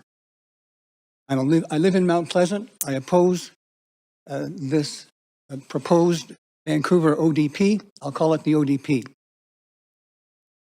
Most Vancouverites don't know about this hearing tonight or its impact. There has been a grave lack of public consultation about the ODP, starting with a lack of genuine access to it. The ODP referral report is only available online. The ODP is not easily readable. In many cases, the font size is intolerably small. It's roughly 300 pages long. There's no table of contents for the entire document, no list of the 11 appendices, no index, and the slide in front of you is from the opening cover memo, which is readable, but its critical map is not.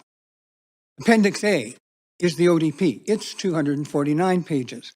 Every 2 pages of ODP are condensed into a single PDF page. This makes most of the ODP difficult to read. Here are 2 representative examples. Next slide. Here's some sample text. This is how it appears when you read it online. Next slide. Here's a sample table. Ma'am, sir, you need to go back to slide number 4. Thank you. I was only able to comfortably read the ODP after I paid a printing service $83 to make me a hard copy. To make the ODP readable, my printing service had to print Appendix A on oversized 14 by 11 size paper. I'm holding it up to show you. It's a very awkward document, even in hard copy.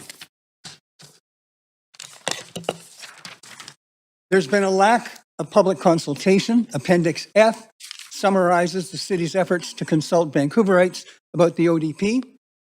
I'll call it the summary. The ODP affects approximately 100,000 separate parcels of land. Staff concede that they did not provide citywide postcard notices to affected property owners. Instead, they mainly relied on leaving material at community centers, email to certain online subscribers, social media and digital advertising. There was also a web page, an online survey, and barely any open houses. To the best of my knowledge, there was no radio or TV advertising, no newspaper advertising, no billboard advertising. There was inadequate online advertising. The city placed an advertisement across multiple platforms. The city spent less than $9,400 on advertising. It's difficult to track unique reach, as users can encounter the same ad multiple times on different platforms. The advertisement invited the viewer to take a survey or go to an open house. It did not tell residents that if the ODP is adopted, they will lose their rights in most cases to a public hearing. Next slide, inadequate online media. Using the city's figures and Statistics Canada's 2021 census numbers for Vancouver, I calculate that less than 1/10 of 1% of Vancouver's population clicked on the city's advertisement. At the city's ODP webpage, less than 2/10 of 1% of Vancouverites used the link to view something in the ODP. The online survey was inadequate. Next slide, number 6. 952 persons with a Vancouver postal code completed the survey. So only 14/100ths of 1% of Vancouver residents responded to the survey.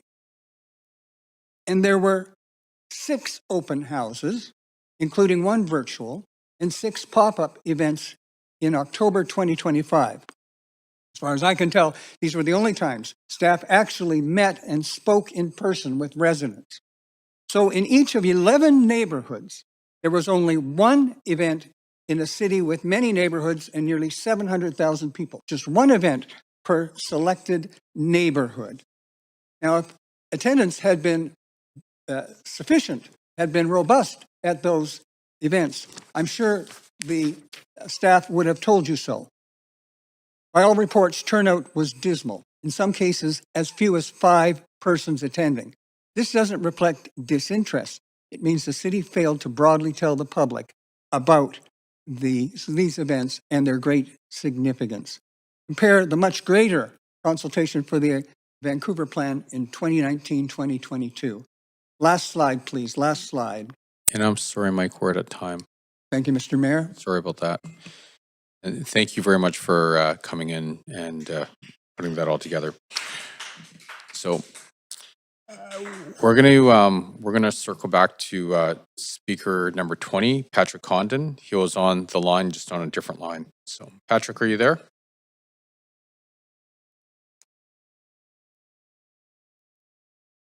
I speak to the official development plan before you, and that it rests on a simple but mistaken premise that adding more housing supply will make housing more affordable. It is an appealing idea, but Vancouver's own history shows it simply isn't true.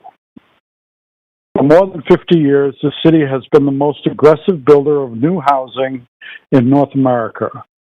Since the 1960s, our housing stock has increased by 200%, while population has grown by only 78%. We have densified our neighborhoods, built towers, embraced mixed use, and added units at a pace that outstrips most comparable cities. In fact, no other sunny city matches this feat. And yet our housing, when measured against average household income, is the least affordable anywhere on the continent. Proof of what I say was supplied to council in the data provided by mail.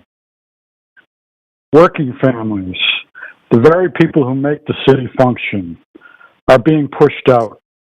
Density has brought real benefits: lower emission, healthier communities, better transit. But affordability has not followed supply. The market does not naturally produce housing ordinary wage earners can afford. It produces what the highest bidder can pay for. That is why this plan needs a different foundation.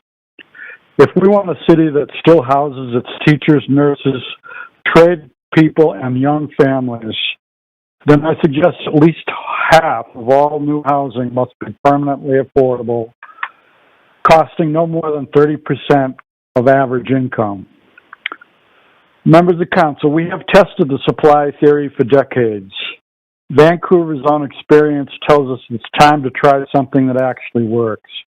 Setting specific affordability targets for all new housing has been shown to work in other localities around the world. It's time for Vancouver to do the same. Thank you very much.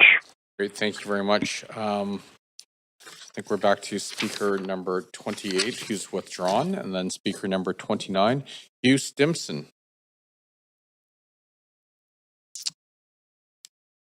Good evening, Mayor and Council. My name is Hugh Stimson. I am an environmental consultant and member of the Vancouver Area Neighbours Association. I'm speaking in support. I grew up in a small town. I moved to Vancouver, and we eventually bought a house in Strathcona. That house was built in 1905 by a man named Otto Yarsch, occupation plasterer. I looked this up in the archives. Every time I knock a nail into the wall, I hear a little more of Otto's plaster fall off the lathe behind the paneling. Over a decade in that house, and I feel I have built up a communion with Mr. Yarsch and his family. I think of him thinking of all the families that will have lived in the house he built across the street from the school that was built that same year, 1905. And thanks to that communion, I'm reasonably confident that if that place got knocked down tomorrow, 120 years later, to say put up a 6-story, single stair, multifamily apartment block with nice views and a little flower shop on the ground floor, Otto would think, what took you so long? I think, and truly apologies to Otto if I'm misspeaking for him, but I think that he would look at our ODP map and think the plan being made in 2026 for the future of Vancouver is a city of houses? I think he would think, did something go wrong? Do people not want to live in Vancouver anymore? Did people stop having children? Do they not want their children to be able to live near them? Did they stop getting old? Do they not need nurses? Did Canada switch back to an agrarian economy? Did we cancel immigration? Do we not want tradespeople to build homes that tradespeople can live in? Do we have something against plasterers? Or maybe we tolerate them as long as they live in smoky, noisy arterials. Or maybe arterials are nice places to live in the future. This is a little gift Mr. Yarsch left me in the walls. It's a 1903 Dodd's Almanac. Came across it during a kitchen reno. It would have been a little out of date at the time. I'm not sure why he chose 1903. I did learn that Dodd's made dyspepsia tablets. Back when he was chuckling over this thing, Mr. Yarsch would have thought that he knew what the future of Vancouver looked like. Because back at that time, it was permissible to build a place like the Shaughnessy Lodge on 10th. I bike by every day. Side street, 3 stories, lovely brick building. It was announced in August. It was broke ground in May and completed in September. This was in Canada, had a population of 6 million people. Now we're at 40 million, but unlike then, you can't build that. Not in months, not in years, not at all. Not permitted. And according to this future plan we're looking at, throughout most of the city, you still won't be able to. No lovely 6-story, single-stair, single-lot apartment block full of families to give Otto's little lot a second act. Nothing but house for house. So yes, please pass this plan. It's procedural, we have to do it. Then I hope actually do some planning for the future. Not a city of villages. Mr. Yarsch didn't, I think, come to the city for villages. And neither did I. We came for a city of city. Thank you. Great. Thank you very much, Hugh. Speaker number 30 is withdrawn. Speaker number 31, Colleen Hardwick. Hello, can you hear me? We can hear you great. Please go ahead. Thank you. Good evening, Mayor and councilors. I've been advocating for a reboot of the citywide planning process since 2005. The original city plan in the 1990s, led by former co-director of planning Anne McAfee, was one of the most ambitious civic planning exercises Vancouver has ever undertaken. More than 100,000 Vancouver residents participated before the internet. Compare that to today's statistics. City plan was rooted in neighborhood-based planning. It recognized that Vancouver is not a blank slate, but a city of distinct communities, each with its own character, needs, and aspirations.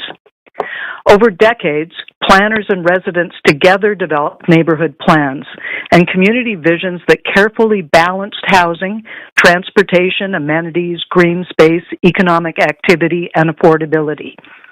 It was participatory planning at its best. Unfortunately, after political and administrative changes in the early 2000s, the momentum behind completing city plans stalled out. And so when I ran for council in 2018, I campaigned on rebooting City Plan, building on the exceptional work already done across Vancouver's neighborhoods. In fact, when I was elected, the first motion I prepared was to restart that process. But instead, council directed staff to create what became the Vancouver Plan. I supported that motion at the time because I hoped it would continue City Plan's legacy. But the result was something very different. Rather than neighborhood-based planning, the Vancouver Plan adopted a top-down, so-called values-based approach. Instead of reflecting the nuance of neighborhoods, the plan imposed citywide development typologies, largely without local context. Neighborhoods themselves were barely mentioned at all. And public engagement became largely symbolic as residents increasingly found themselves dismissed as obstacles or labeled as NIMBYs. But Vancouver is not a blank slate. It's a city built by generations of residents who care deeply about their communities. In 2020, in response to this, I launched the 50 Neighborhoods Project, visiting neighborhoods across Vancouver to highlight the importance of planning for growth, including using transparent data and genuine community input. Because planning must be evidence-based. Yet throughout my entire time on council, when I asked staff for housing data behind the growth assumptions, including zone capacity, development pipelines, rental supply, and population projections, that information was never fully provided.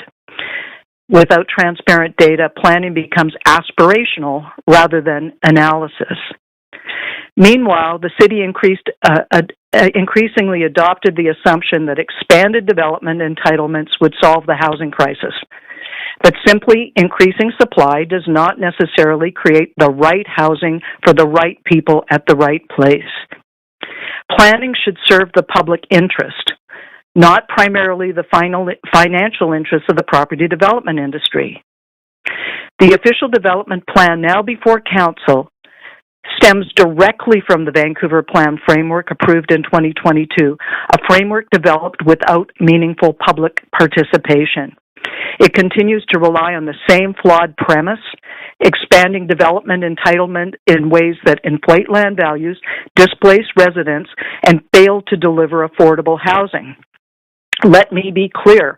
Vancouver absolutely needs a citywide plan, but a legitimate plan must build on the extraordinary work of the past, the neighborhood plans, the community visions, and the decades of participatory planning that shaped the city. And it must genuinely reflect the voices of Vancouver residents, because the future of our city should not be imposed from the top down. It should be built from the neighborhoods up. For that reason, I urge Council to withdraw the proposed official development plan and refer it back to staff for reconsideration through a truly democratic, participatory planning process. A process that restores Vancouver's tradition of community planning and ensures that we build a livable, affordable city of neighborhoods for generations to come. We've done it before. If we could engage with 100,000 Vancouverites pre-internet, think of what we could do now if we actually believed that it was important to consult with our residents in choosing the path for 30 Colleen, years. I apologize. Thank You're at you. time. Great, thank you very much. Speaker number 32, Sharon Saunders. That it was important to consult. Sharon, are you there? I apologize. Thank you. Hello? Thank you very much. Hi, Sharon, if you can turn off your volume, Yeah, I'm there's doing feedback. this. I'm turning it off right now. Okay. Hello, my name is Sharon Saunders. I'm a 49-year resident of the Cosmos Village Cooperative. Our land lease is one of the first in the area of Champlain Heights to be renewed, and we could be subject to wholesale real development, so you can really see my concerns. And I am against this ODP. The city needs more affordable housing. We need more housing, but current policies don't build for affordability. I wholeheartedly support initiatives to find better policies. The ODP should be voted down. The next council should be pledged to have a serious look at the blanket rezoning policy, for example, that in part relies on tearing down existing affordable housing and replacing it with more expensive and much smaller units.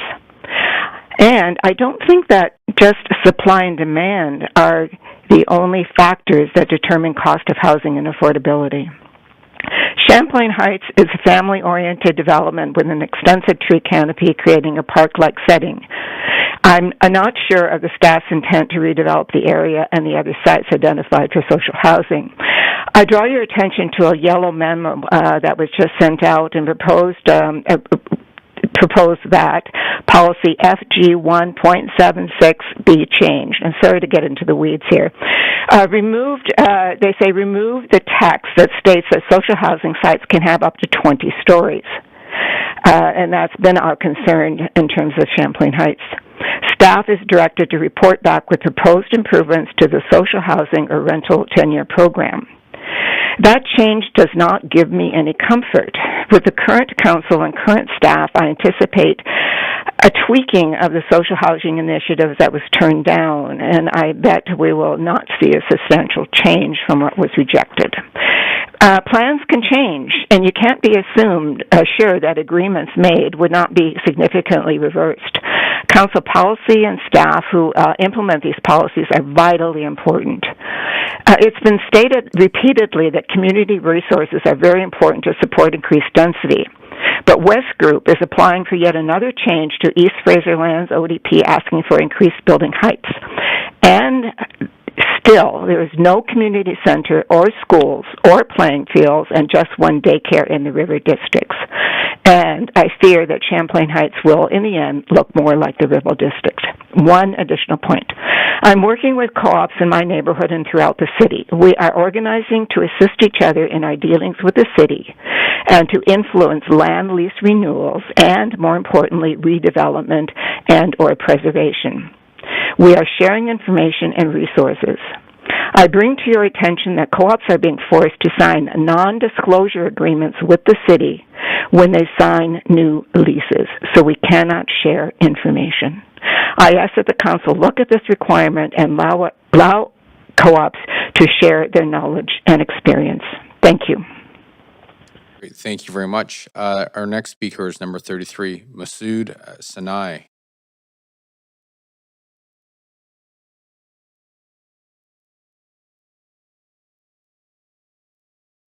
Good there?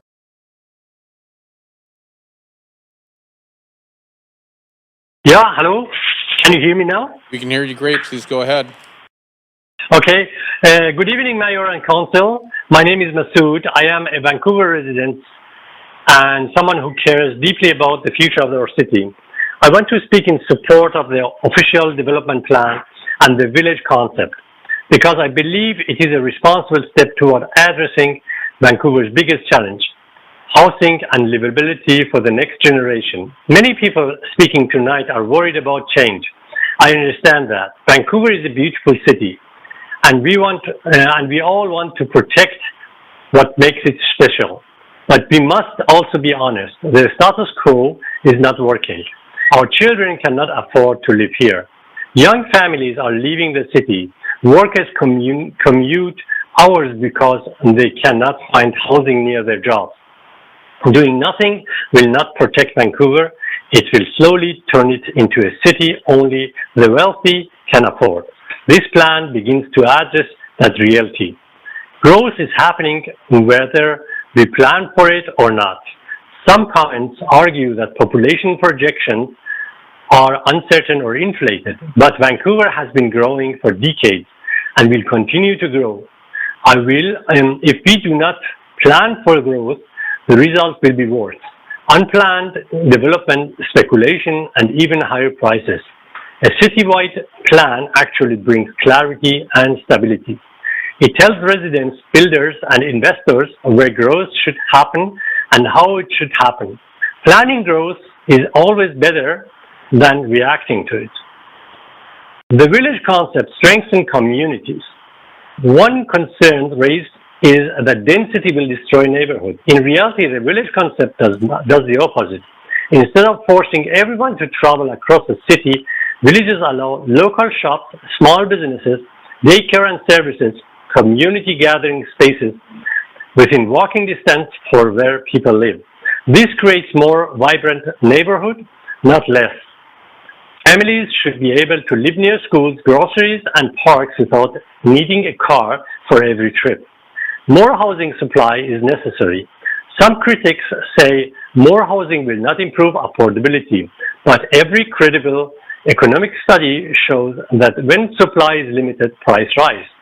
Vancouver's housing shortage is one of the worst in North America. Approving more housing options, multiplexes, mid-rise building, and village centers increase supply and reduce the pressure that pushes prices higher. No single policy will solve our affordability overnight, but refusing to build more housing definitely will not solve it. Density can protect the environment. Another concern raised is environmental impact of loss of trees, but compact cities are actually better for environment. When people live closer to work, transit, and services, transportation emissions drop. Infrastructure is used more efficiently. Urban sprawl into forest and farmland is reduced. Small density protects the broader environment. Planning citywide improves fairness. Right now, development often happens though spot rezoning and case-by-case negotiation. That process can actually create more uncertainty and more speculation. A citywide framework is more transparent and predictable. Everyone understands the rules. So my final message, Vancouver has always evolved. At different moments in history, we built streetcar neighborhoods, apartment districts, and downtown towers. Each generation had to make difficult decisions to ensure the city remained livable. Now is our turn. If we want our children and grandchildren to live here, if we want a vibrant neighborhood and local businesses, if we want a city that welcomes the next generation, then we must plan for growth responsibly. The official development plan and the village concept are an important step in that direction. I encourage council to support it and continue to improve it with community input. I would like to thank everyone on the council and the mayor for giving us a chance to talk about our concerns or our supports. Thank you very much. I give it to the next speaker. Great. Thank you very much. Speaker number 34, Peter Waldkirch. Hi there, can you hear me? We can hear you. Please go ahead. Great, thank you. So I'm calling to support the ODP, and I'll start off with the positives. You are probably complying with the bare minimum legal requirement. The end. Okay, with that out of the way, let's get real. This is not good. The Vancouver plan started in 2019, about 7 years ago. Since then, it has led to virtually zero actual implemented changes to Vancouver's land use. I don't include multiplexes, since those actually came from Kennedy Stewart's making home motion. And anyways, they're only adding a couple of hundred new homes per year, not even a drop in the bucket of housing need. Meanwhile, Bill 18, which is why we're having this hearing now, was passed in 2024, almost 2 years ago. So here we are looking at an interim ODP, which doesn't really do much. It just consolidates existing plans. And critically, it does not expand housing options anywhere. So, just for comparison, let's compare this to Auckland. Auckland's unitary plan. That was launched in 2010. In 2013, there was an interim zoning in place that was actually actionable, that people could actually build housing under that interim plan. And it was fully in place in 2016, just a bit over 5 years after it was first proposed. And that unitary plan led to real impact. It actually upzoned substantial parts of the city. It led to a building boom that particularly focused housing in Auckland's inner suburban areas, furthering the goal of more transit-friendly, compact urban form. It led to a significant increase in non-market housing as public developers took up the development opportunities created by the upzoning, and most importantly, academic research has shown that this building boom had a causal impact on lowering rents and prices. 6 years after these reforms, rents would have been 28% higher than if the upzoning had not occurred. So, in Auckland, they could develop and partially implement a comprehensive plan that upzoned substantial parts of the city in about 3 years and fully implement it in about 5. And that directly led to a building boom that substantially lowered rents and prices. We've been in the Vancouver plan for a substantially longer period of time, and we have much less to show for it. We know that even if adopted, this ODP will not make a significant difference to housing production. It will not increase housing production. It will not lower rents. So this leaves the obvious question, of course, right, is what's wrong with us? Does anyone really believe we're in a housing crisis? Does anyone in power really believe we're in a housing crisis? Because it doesn't feel like anyone believes that and is acting on it. Certainly this ODP isn't the product of, acting and believing that people believe we're in a housing crisis. So, yeah, I hope you pass this, but please don't congratulate yourselves. It's a bit embarrassing to congratulate oneself for not breaking the law. But more seriously, I hope that we all realize that this is only a tiny step towards building a more affordable and prosperous city. Thank you. Thank you. Speaker number 35, Bobo Irish.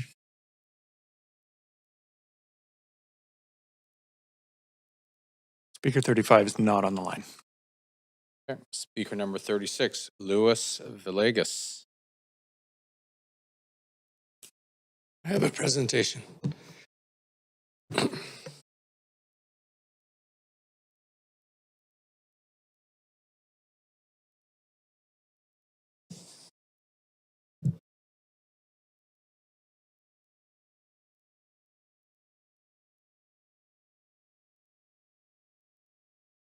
My name is Luis Villegas. I'm a Vancouver resident, practicing urbanism in Canada and the U.S. for 40 years. I oppose the ODP. Could you move back a slide, please? Thank you. During Vancouver's Olympic Spring of 2010, we came this close to making good urbanism with 4-story build-out, a linked sequence of urban rooms, and distributed LRT streetcar. Then real estate stepped in. After I presented the Olympic Village concept plan at a PIBC plant talk, a City Hall real estate manager approached me. Louis, he said, we can make a lot more money building towers. I agreed, but it wouldn't make good urbanism. And that still applies 22 years later. Next slide, please. Canada is the largest democracy by land mass. We have not run out of land. We have run out of imagination and a little common sense. Next. The SkyTrain Towers program created the housing crisis. Government created the crisis. And government can end it. Next. This ODP manufactures land, hides mountains, blocks sunlight, and builds shadow canyon streets designed like traffic sewers. It crams families into tiny apartments, turning homeowners into renters and stealing their nest egg. Next. The ODP is the bylaw that sets it all in motion. Tonight is not about one tower. Tonight is about the bylaw that makes every tower inevitable. Passing this ODP locks in zoning. perpetuating land left. Towers follow automatically. Baudelaire had a phrase for the unchecked use of the instruments of modernization, the flowers of evil. Next. Small business, not towers, is the backbone of Canadian economy. Yet when housing costs double, disposable income is cut in half. Shops close, jobs disappear. Empty storefronts are the warning sign. Today, empty storefronts are all around us. Next. This year, home price to income ratio will reach 14:1, 467% above affordability. Under these conditions, 20% below market, meaningless. 40% attainable, a wink and a nod to the rich. Next. Reversing Mount Everest will require recalibrating this ODP to deliver housing that is actually affordable. Next. The answer is GAP, Guaranteed Affordable Houses in Perpetuity, a CMHC formula removing the cost of land, locking rent and resale to inflation, homes selling at 3 years household income for the first buyer and for every buyer afterwards. LRT streetcars hardwiring every door to the core. Next. SkyTrain built 80 kilometers in 40 years. LRT streetcar will build 800 in 20 for the same cost. One technology concentrates land value. The other is the engine of wealth for all Canadians. Next. The logic finally lands on Trout Lake, where we are being asked to trade sunlight for speculation. No, we must live below the treetops, preserving sunlight, preserving views, guaranteeing affordability, and prioritizing people over the financialization of land. Next. GAP reverses the land left, restoring housing markets to normalcy. Next. Next, thank you. Canada's greatest wealth is not its banks, but the land beneath our feet. Yet the SkyTrains cannot reach it. A different technology is needed. Next. LRT streetcars reach 200 kilometers, operating 4 interregional lines, housing 4 million souls. Homes are secured behind GAP doors forever. Next. Vancouver wins as the regional hub by anchoring supply lines, providing intellectual capital without building a single tower outside the downtown. Next. Less is more. The good city is the handmaiden of simplicity. Sunlight over scale. Neighborhoods over corridors. Guaranteed affordable housing in perpetuity. The moment we remove land from the price of housing, that's the moment the crisis ends.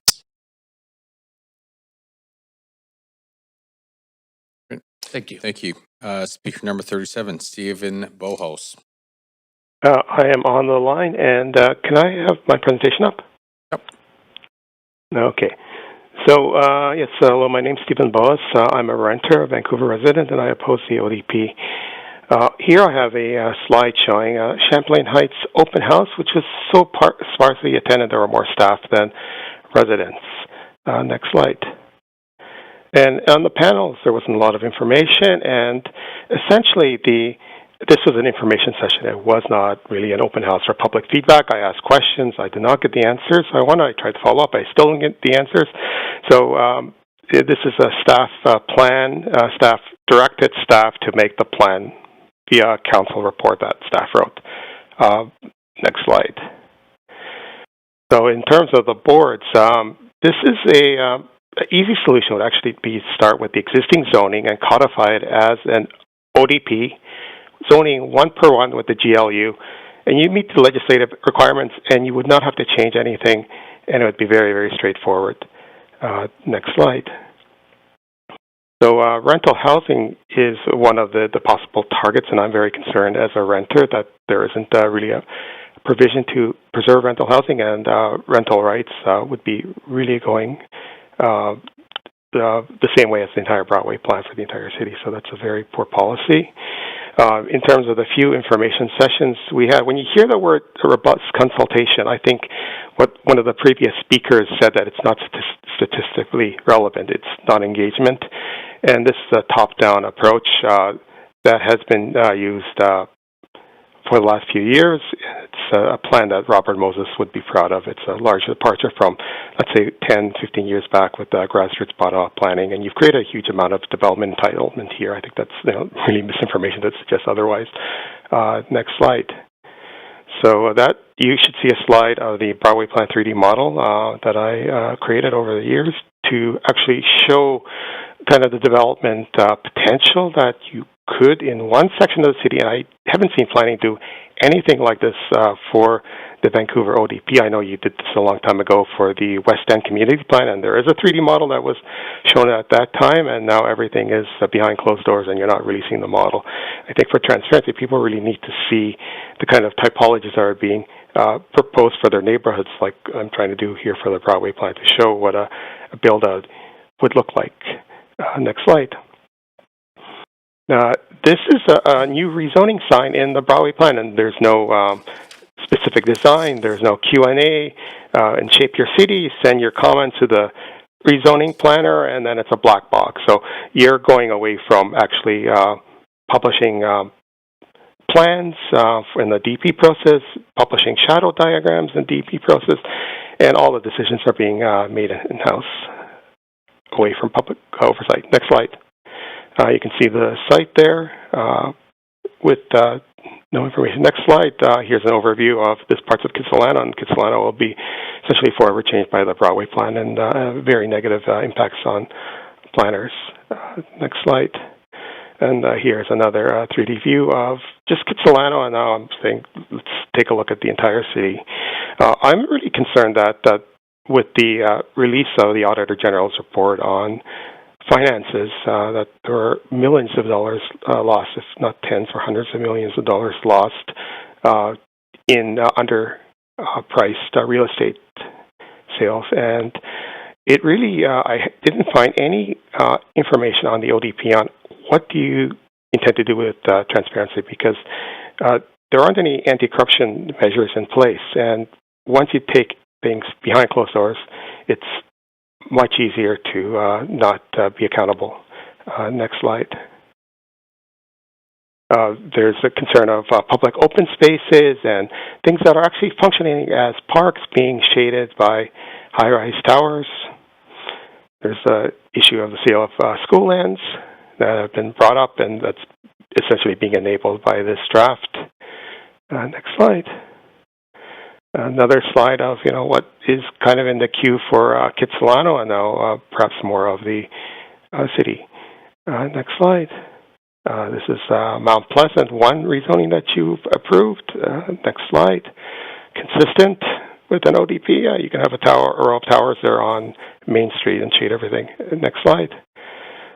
Huge impacts on livability, on human scale, and on renters being displaced. So, Council, I would really urge you to not pass this ODP. You can do one-to-one implementation using existing zoning. Thank you. Great, thanks, Stephen.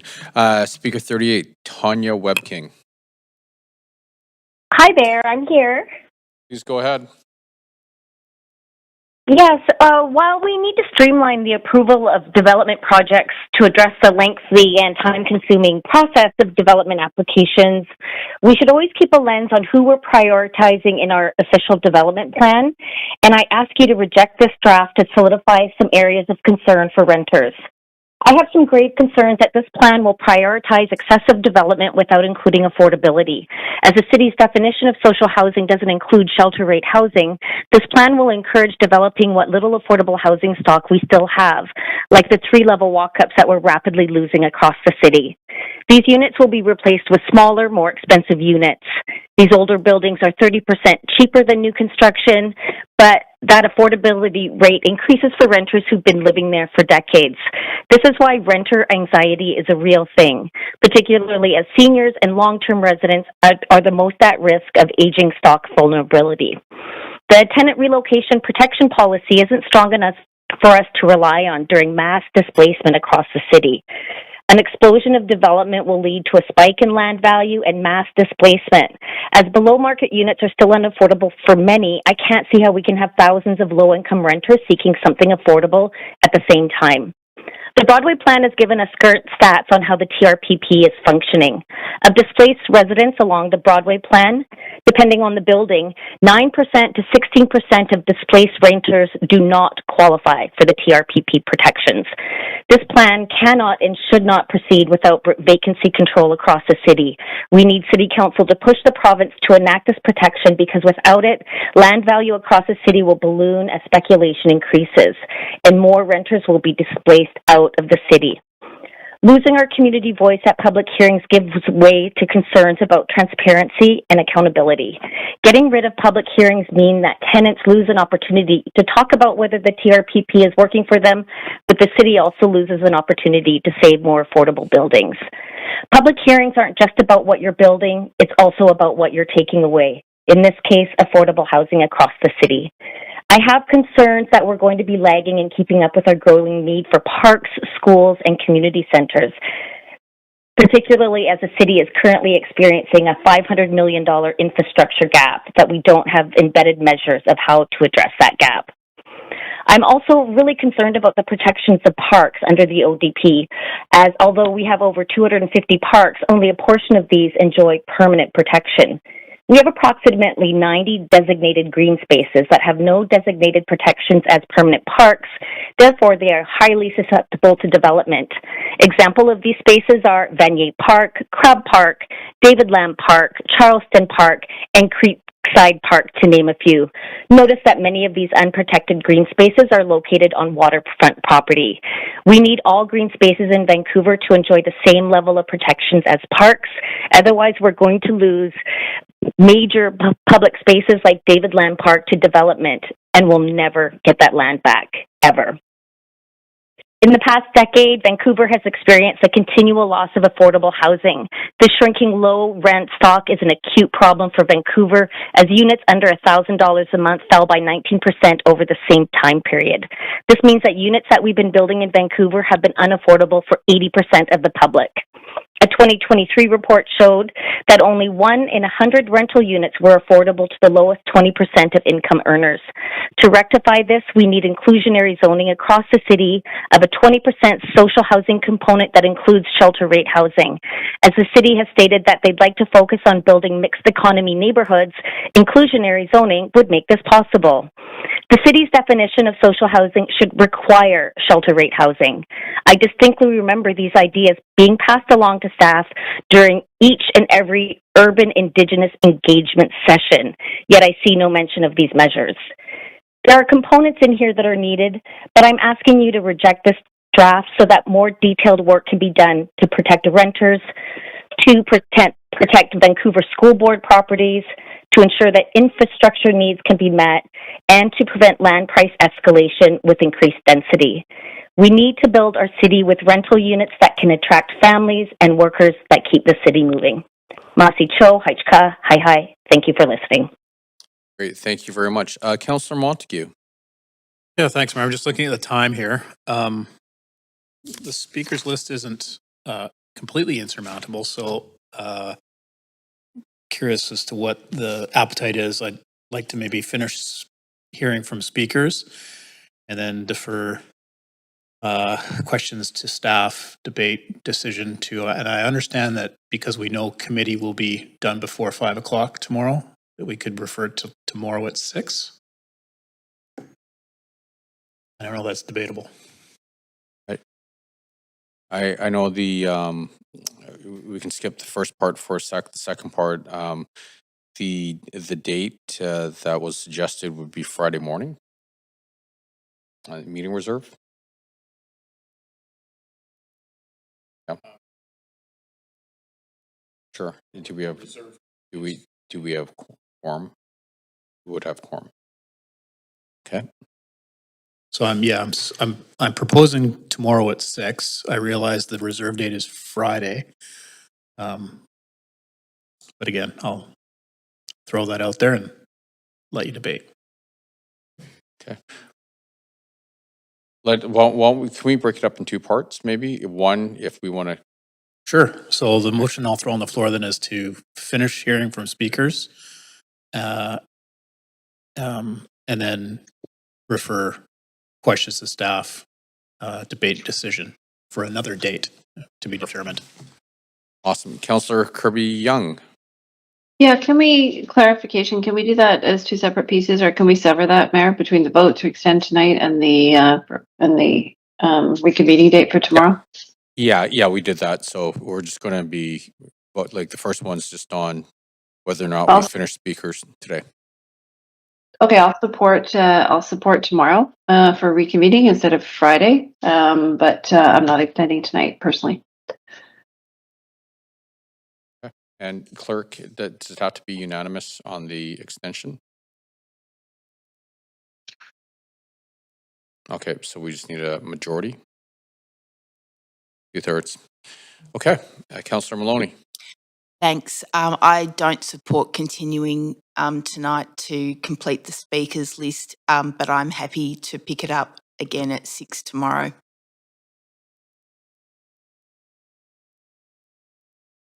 Okay. Councillor Klassen. Yeah, ditto for me. I think picking it up at 6 tomorrow, I should be able to conclude the speakers and debate decision on Wednesday evening, if that. Okay, if that's okay. I'm gonna call the vote for the.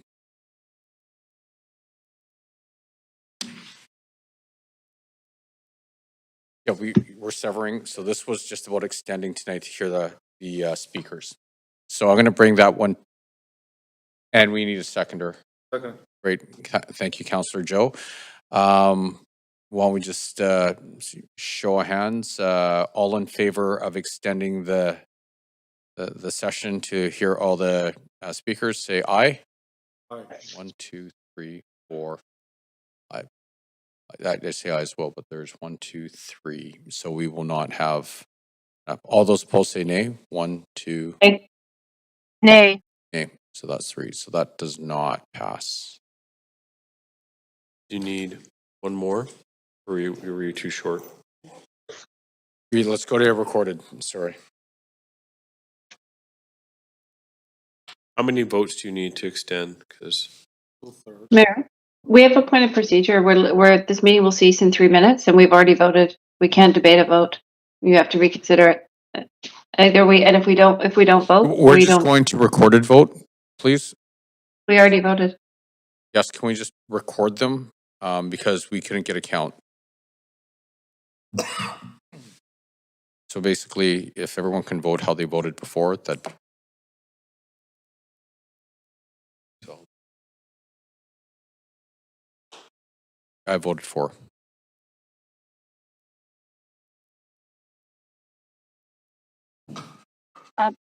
Mayor, I need a vote assist if this is the extension. I voted in opposition. Okay.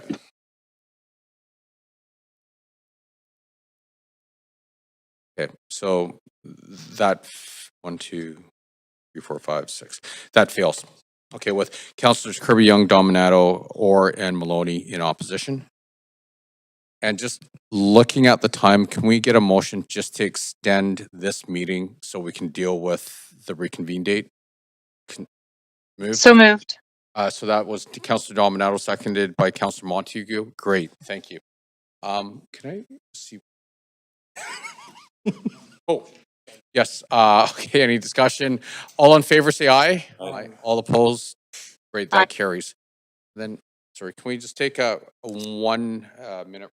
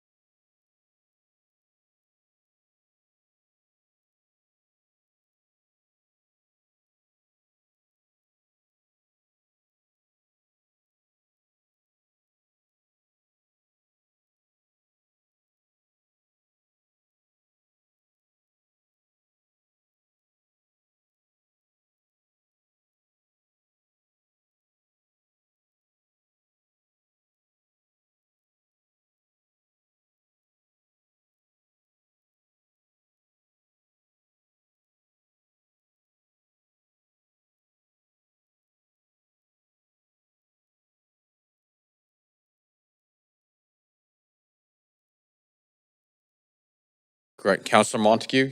So yeah, the second part of my motion would be that we use, we then refer to the rest of speakers, questions to staff, debate, decision, both in person and by electronic means tomorrow at 6 o'clock. Second.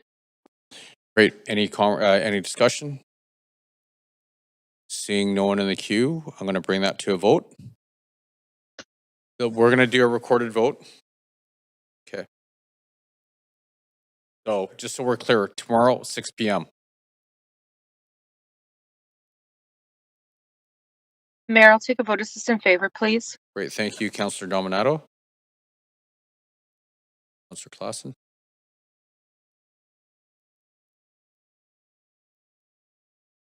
Okay, and that passes with Councillors Fry in opposition and Councillor Bly absent. Great. Thank you very much. All right, and so with that, this meeting is recessed until Wednesday, tomorrow. Wednesday, March the 11th at 6 p.m. here in Council Chamber and electronically to continue item number 1. I will remind Council that it's very important you do not engage in any discussion or correspondence in regard to the remaining application.